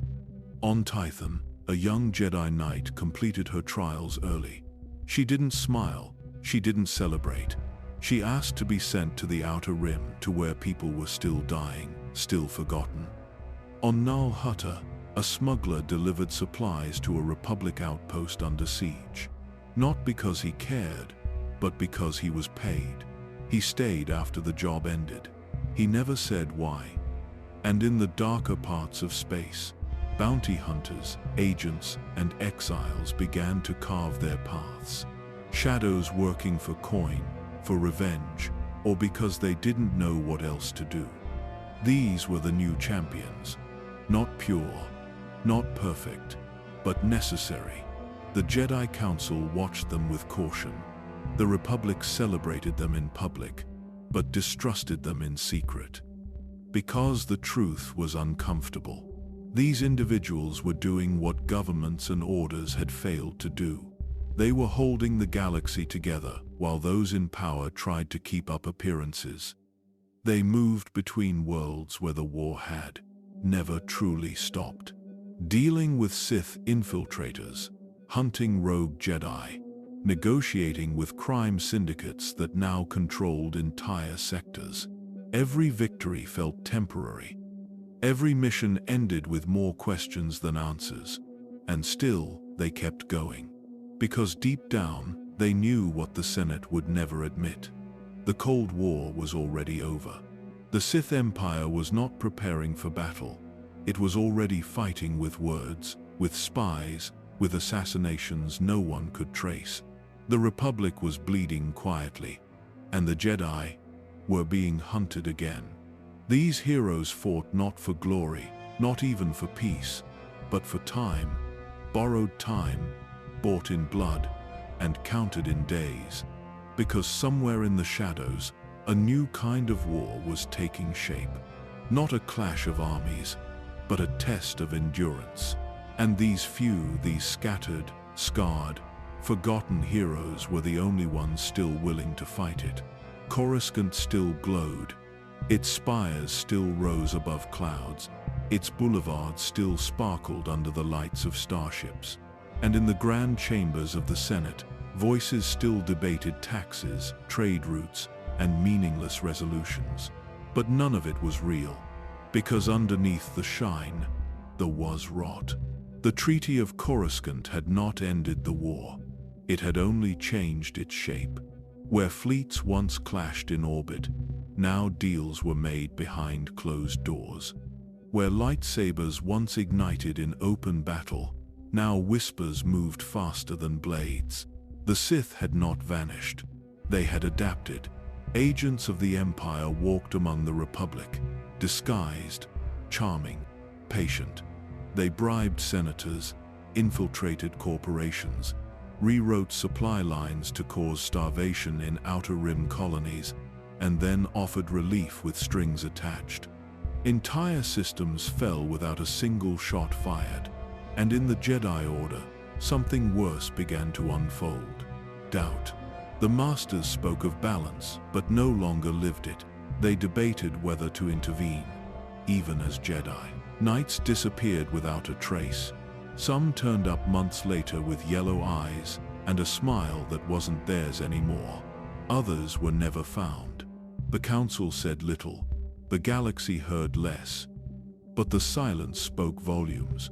Whispers of betrayal filled every shadow. It was said that a high-ranking Republic officer had sold battle plans to the Sith. That a Jedi consular had vanished on Dromund Kaas and never returned. That peace talks were being used to identify targets, not protect them. But no proof ever surfaced. Because in a war of silence, truth becomes the first casualty. The people suffered in quiet. Supply shortages, mysterious attacks, pirates suddenly equipped with Imperial tech. Worlds began to doubt the Republic. Some joined the Sith willingly, believing they'd be safer under an empire that at least admitted what it was. And the Jedi? They tried to hold on, to hope, to the teachings left behind by those who had once saved the galaxy. But the Force had gone quiet for many of them, as if it too was watching, uncertain of where it stood. Peace was no longer a shield. It had become a lie, a fragile cover pulled over a galaxy unraveling from the inside out. And yet, those at the center of it all still smiled, still toasted to diplomacy, still claimed the Sith threat was under control. Because when the greatest dangers live in the silence, the loudest voices are often the most blind. But the galaxy was listening, and soon, it would remember. Not every war begins with fire. Some begin with a whisper and end in screams. The Treaty of Coruscant was still in effect. The signatures had not faded. The Republic still called it peace. The Jedi still clung to its promise. But the galaxy knew better. On Balmorra, factories exploded under the weight of Imperial saboteurs. On Alderaan, civil war raged, sparked by agents wearing masks from both sides. On Hutta, credits flowed like blood, buying allegiances that changed by the hour. There were no battlefronts now, only fault lines, only wounds too deep to close. And in the silence between wars, everyone was bleeding. The Sith were not marching in columns. They were spreading like shadow. Their power was not counted in ships, but in doubts, in betrayals, in the quiet certainty that the next strike could come from anywhere or anyone. The Jedi watched from Tython. They trained, they taught, but every day, fewer returned from missions. Every day, more masters looked into the Force and found nothing looking back. Some questioned the code, others broke from it entirely. Some believed this wasn't war anymore, this was erosion. A slow, patient unmaking of everything the Order once stood for. And still, the Republic waited. Senators changed sides under pressure. Governors forged alliances out of fear. And the people, the ones forgotten by both Republic and Empire, started listening to other voices. Smugglers, mercenaries, exiled Jedi, bounty hunters with morals, Sith with charm. The lines blurred, and in that blur the war was reborn. Not declared, lived. Every mission in the Outer Rim, every artifact stolen, every secret uncovered. They were not isolated events.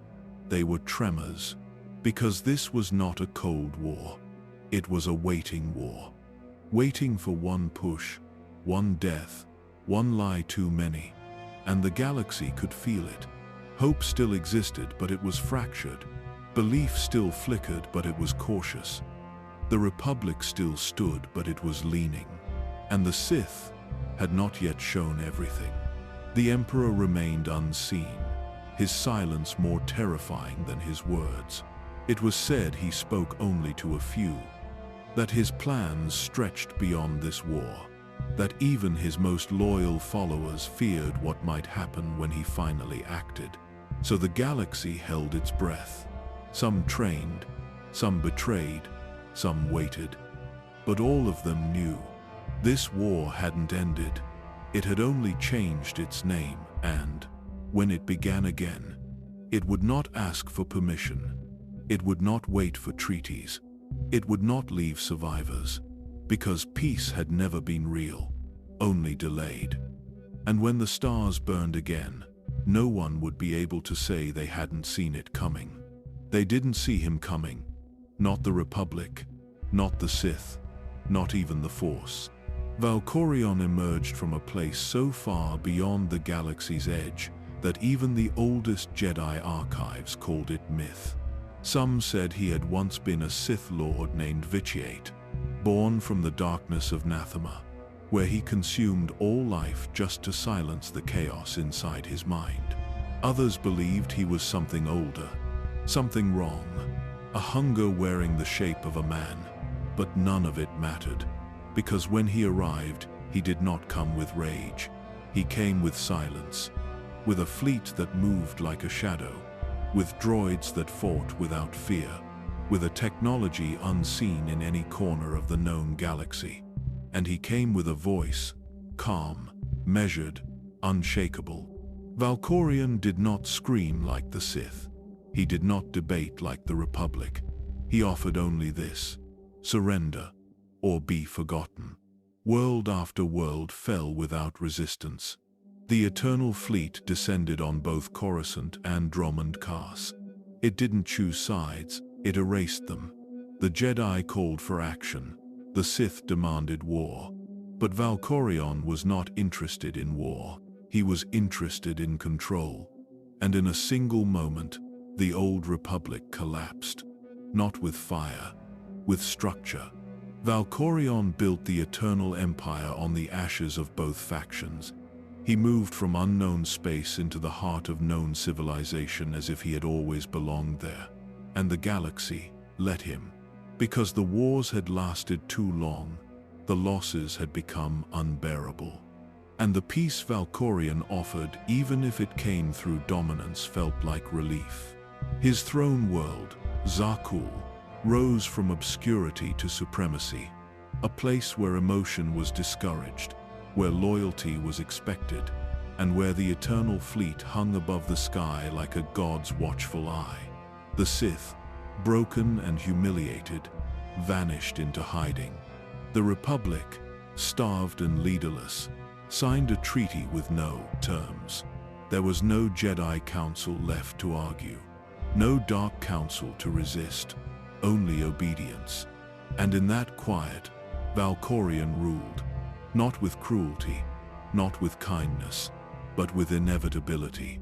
He restructured society, erased history, raised his children not as heirs but as tools. He became father, emperor, and myth in one breath. But even then, no one truly knew him. Because Valkorion did not age, he did not tire, he did not explain. He simply remained, unblinking, untouched, unchallenged, until the day his own blood dared to speak against him. Zakuul was paradise to the uninformed. Its cities were clean, its skies clear, its people obedient. But beneath the polished stone and golden towers was a foundation of lies, constructed from the bones of fallen empires. Valkorion had not built his eternal empire. He had stolen it. The Republic had spent centuries bleeding. fighting Sith after Sith, war after war, until their strength was paper-thin. The Sith had torn each other apart, betrayed from within by power-hungry lords, by ghosts of the rule of two, by shadows that refused to die. And just when the last flame of resistance flickered, Valkorion arrived. He didn't need to conquer. He simply waited, watched, took. He claimed the galaxy the same way the night claims the sky, slowly, inevitably, and without mercy. From Zakul, he issued no decrees. There were no public speeches, no need for terror campaigns. His fleet did the speaking. 1,000 ships with no pilots, coordinated across time and space by an artificial intelligence that never disobeyed, never questioned. The Eternal Fleet. It didn't need fuel, didn't sleep, didn't retreat, and it didn't care what name a planet flew. Republic, Sith, neutral, independent. If Valkorion gave the order, they fell. But even as the galaxy bent to his will, the man behind the throne began to fade. He no longer stood at the head of armies. He no longer walked among his subjects. Instead, Valkorion watched from above, an unmoving god in a palace of silence. And his people learned to worship that silence. They called it peace. They didn't see the cracks forming beneath their feet. Because Valkorion's empire was never about the people. It was never about balance. It was about him, his power, his immortality, his obsession with escaping death itself. The Eternal Empire wasn't built to last. It was built to sustain him. And he didn't care how much he had to destroy to survive. Entire planets were stripped bare to fuel his technology. Whole populations erased when they failed to kneel fast enough. Jedi, Sith, Mandalorians, none were spared. But none were feared. Only he was. And yet, not even Valkorion could silence the truth forever. The throne he sat upon was not made of stone or gold. It was made of secrets, of stolen lives, of a galaxy too tired to resist. And seated just below that throne were his children, watching, waiting, learning, not how to rule but how to betray.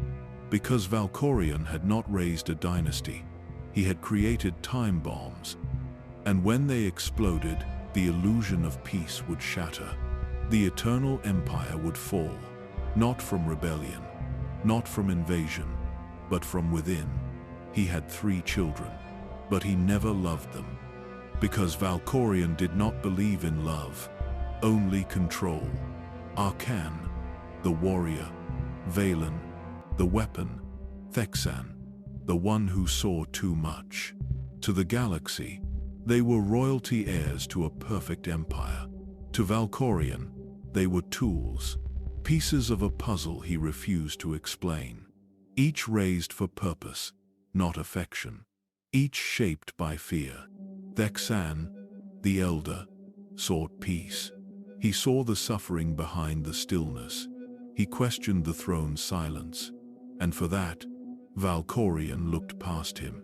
Arkan, younger, burned with need to be seen, to be useful, to matter.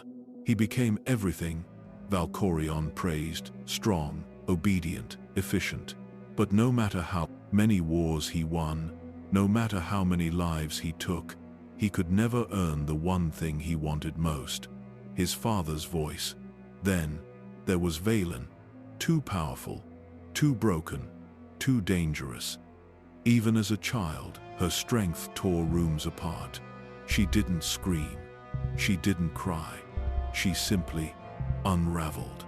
Valkorion locked her mind inside itself, used the Force to cage her, stripped away her memories, her instincts, her rage, and called it mercy. But all cages break, and when they did, so did the illusion of a dynasty. It started with Thexan. In battle, he paused, hesitated to spare a life. Arkan didn't. In a flash of light, brother turned against brother. One body fell, one mask cracked. Thexan was dead. Arkan was silent, And Valkorion said nothing. No mourning, no justice, no consequence, only silence. And that silence broke something in Arkan. He returned to Zakul, not as a prince but as a shadow. And in that shadow, resentment grew. It wrapped around his heart and whispered what he already knew. His father would never crown him, because Valkorion would never die, unless someone helped him. When Valkorion finally chose a new outlander, a foreign force user to inherit his true power, Arkan snapped. He struck. In one moment, he turned on his own blood, attempted to murder a god, and nearly succeeded. Valkorion vanished, his body gone, his voice silent, and Arkan took the throne, not as heir, as usurper. But empires built on fear cannot be ruled by rage. And Arkan was not a king, he was a wound. The galaxy did not cheer his rule. It braced for impact. Valen returned, her mind unchained, her strength now lethal. And behind her eyes burned a truth older than loyalty. She would burn it all just to feel something real. The eternal empire began to fracture, not from rebellion, not from war, from inheritance. Because Valkorion's children were not raised to love him, they were raised to replace him. And in their battle to claim what he left behind, they would destroy everything he built. Valkorion died, but he didn't leave. His body was gone, his empire in collapse, but his voice still lingered. Inside the mind of the Outlander, a force-sensitive warrior he had marked, a puppet he tried to shape into something eternal. He whispered not in dreams, but in decisions. Every victory twisted by doubt, every act of mercy tainted by fear. Because Valkorion wasn't just a man, he was a wound in the Force, a presence that refused to be forgotten. Even in death, he fed on legacy. Arkan was gone, defeated, not by armies but by his own reflection, by the brother he killed, by the father who never cared. He vanished into silence. Valen tried to take the throne, to burn the galaxy into obedience. But her power, uncontrolled, unforgiven, devoured her from within. She died screaming, not from pain, from memory. The Outlander stood alone, not a Jedi, not a Sith, just one voice among many, trapped in the echo chamber of Valkorion's final game. And yet, even then, the Emperor tried to live again. He offered temptation, power, peace, immortality. "Let me stay," he whispered. "Let me help." But the Outlander said no. And that word, that choice ended Valkorion. Truly, finally, permanently. His voice faded, his shadow vanished, and the throne was empty. But peace did not follow, because the eternal empire had never been about peace. It had been a mirror held up to the galaxy, and what it showed was terrifying. That any ruler, given enough time, enough power, and enough silence, will forget what it means to be alive. That control can wear the mask of order. That conquest can be called balance. And that sometimes, the only way to win is to let go. The eternal empire crumbled. Zakul fell into obscurity. The Republic limped forward. The Sith regrouped. But Valkorion's legacy lived on, not in stone, or blood, or memory, but in warning that no throne lasts forever, that peace built on domination is not peace, and that the loudest emperors often leave behind the quietest ruins. The war ended, but silence is not the same as peace. The old Republic, once proud, once feared, had become a whisper. Its battles, forgotten. Its heroes, buried. Its wounds, unhealed. Worlds once lit by the hum of sabers and starships were now graveyards of memory. Terrace, Ord Radama, Rakata Prime. Their names echoed only in tombs, where dust had claimed the voices of those who built them. But not all had forgotten. In the shadows of the galaxy, scattered among ancient moonlight and cracked stone, there were those who listened, to voices in holochroms, to teachings carved into obsidian walls, to pain that still pulsed through the Force like an old scar. The Jedi tried to move on, tried to teach a future free from war, but they had lost more than knights. They had lost memory. The Sith were different. They did not move on. They collected, they preserved, they remembered, because power, once held, does not fade. It buries itself deep, silent, watching. And so the ruins of the old Republic became something more. A reflection, not of triumph, but of everything that had been lost in the name of victory. Every forgotten battle, every betrayal, every fall. It was there in those remains that new destinies began to take shape. Acolytes would walk into tombs thinking they were alone. They were not. The past never left. The Valley of the Dark Lords on Korriban was more than stone. It was alive with hunger. Every inch of it whispered lessons not meant to be heard. And yet, they listened. Because beneath the stars, in the quiet of forgotten places, truth is louder than history. The old Republic did not die. It simply became harder to find, but it waited. In artifacts, in old datapads corrupted by time, in wounds passed from master to apprentice, and in bloodlines still cursed by names long erased. What once was a golden age of hope was now a ghost, not gone but no longer recognized. And when the galaxy looked forward, toward a brighter future, the shadows behind them grew longer. Because the deeper truth was always this: the old Republic was not a chapter. It was a warning, and history, in the Star Wars galaxy, never ends with peace. It ends with silence, and the silence always breaks. Long after the Republic stopped speaking its name, the old Republic still breathed. Not through governments, not through armies, but through blood. Sith blood. Power passed in whispers, not laws. From Sith Lord to Sith apprentice, not through kindness but through pain. The rule of two had begun, and with it, the legacy of the old Republic was cut down to a single thread. But that thread was unbreakable. Darth Bane knew what came before. He had walked the ancient halls, studied the forgotten scrolls, felt the ghosts in the tombs of Korriban pull at his mind like claws. He did not fear them, he learned from them.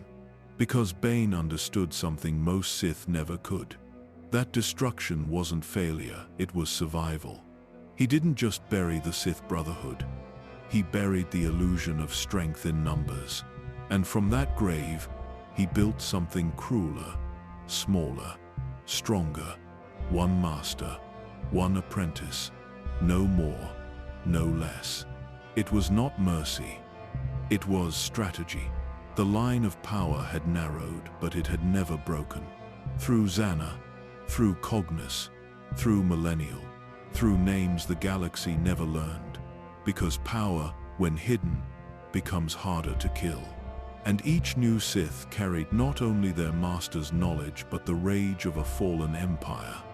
The hunger of the Exiles, the ambition of Naga Sadow, the fear of Revan's silence. They carried history in their veins, burned into them by the Force, forged through centuries of secrecy. And while the Jedi taught peace to the public, taught balance to their students, the Sith bled in silence, preparing for a return the Jedi could not imagine. This was no longer a war of fleets. It was a war of inheritance, a quiet, slow movement through time, through shadows, through lineage. The Jedi thought the darkness had ended, but the Sith knew better, because darkness isn't destroyed, it's passed on. And the deeper that power was buried, the more dangerous it became. The Sith became myth, then memory, then whispers, until even the Jedi stopped looking. But the line never broke. and it would reach a child one day, born into a galaxy that thought it was safe, raised in silence, taught in secret.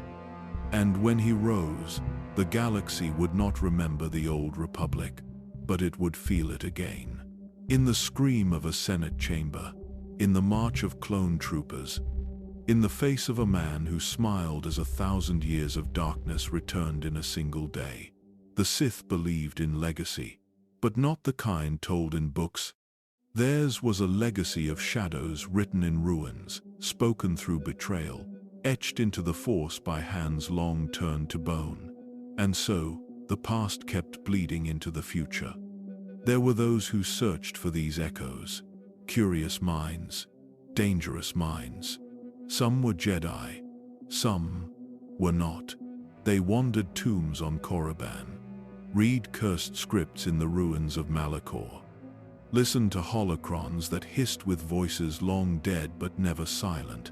Each whisper told a story, each lesson a warning, but warnings only matter to those who listen, and most did not. Darth Plagueis listened. He studied the dark currents beneath history, the way power moved, the way death obeyed certain rules that could be broken. He saw himself not as a tyrant, but as an endpoint, the product of centuries of design, the living conclusion of Revan's fear, Bane's patience, and Valkorian's cruelty. He believed the Force itself could be rewritten, that life could be unchained from death. He was wrong, but his mistake became someone else's victory. Because the ghosts did not fade, they waited. And in a quiet palace on Naboo, a child was born who would hear those ghosts more clearly than anyone before him. Darth Sidious did not stumble upon the dark. He was led to it, fed by it, trained by it. The spirit of the old Republic, the blood-soaked history of Sith conquest, flowed through him like a second heartbeat. He wore robes of the Senate. He spoke the words of peace, but inside, he was a graveyard. 1,000 wars buried beneath a single face. And when he finally moved when the Republic fell, the galaxy thought it was witnessing something new. But it wasn't. It was a memory, a reenactment of every war that had come before. The Triumvirate's silence, Revan's betrayal, the Great Hyperspace War, the Mandalorian Wars, the Jedi Schism. All of it returned not through armies, but through one man who had studied every ghost the Jedi had tried to forget. And now, the ghosts had won. Not with sabers, but with patience. Because the Sith never needed to destroy the Jedi in battle. They only needed the Jedi to forget. And they had. The old Republic is gone. Not just in lore, or name, or star charts. It's gone in the way time takes from memory slowly, gently, until only the silence remains. But silence is not absence. Not here. Not in a galaxy where the Force remembers. Where planets still tremble beneath buried temples. Where the wind on Korriban still whispers names no living voice dares speak aloud. The galaxy thinks the Sith are gone. That peace is real. That balance has been restored. But what was lost was never buried, only hidden. A boy on Tatooine will one day pick up a lightsaber and believe he's starting something new. But he isn't. He's standing in the ashes of thousands of lives, fighting ghosts older than his bloodline. Because the fall of the old Republic was not a clean death. It didn't vanish. It decayed. It became myth. It became politics. It became complacency. And through that complacency, the Sith endured. Even after Palpatine fell. Even after the Empire shattered.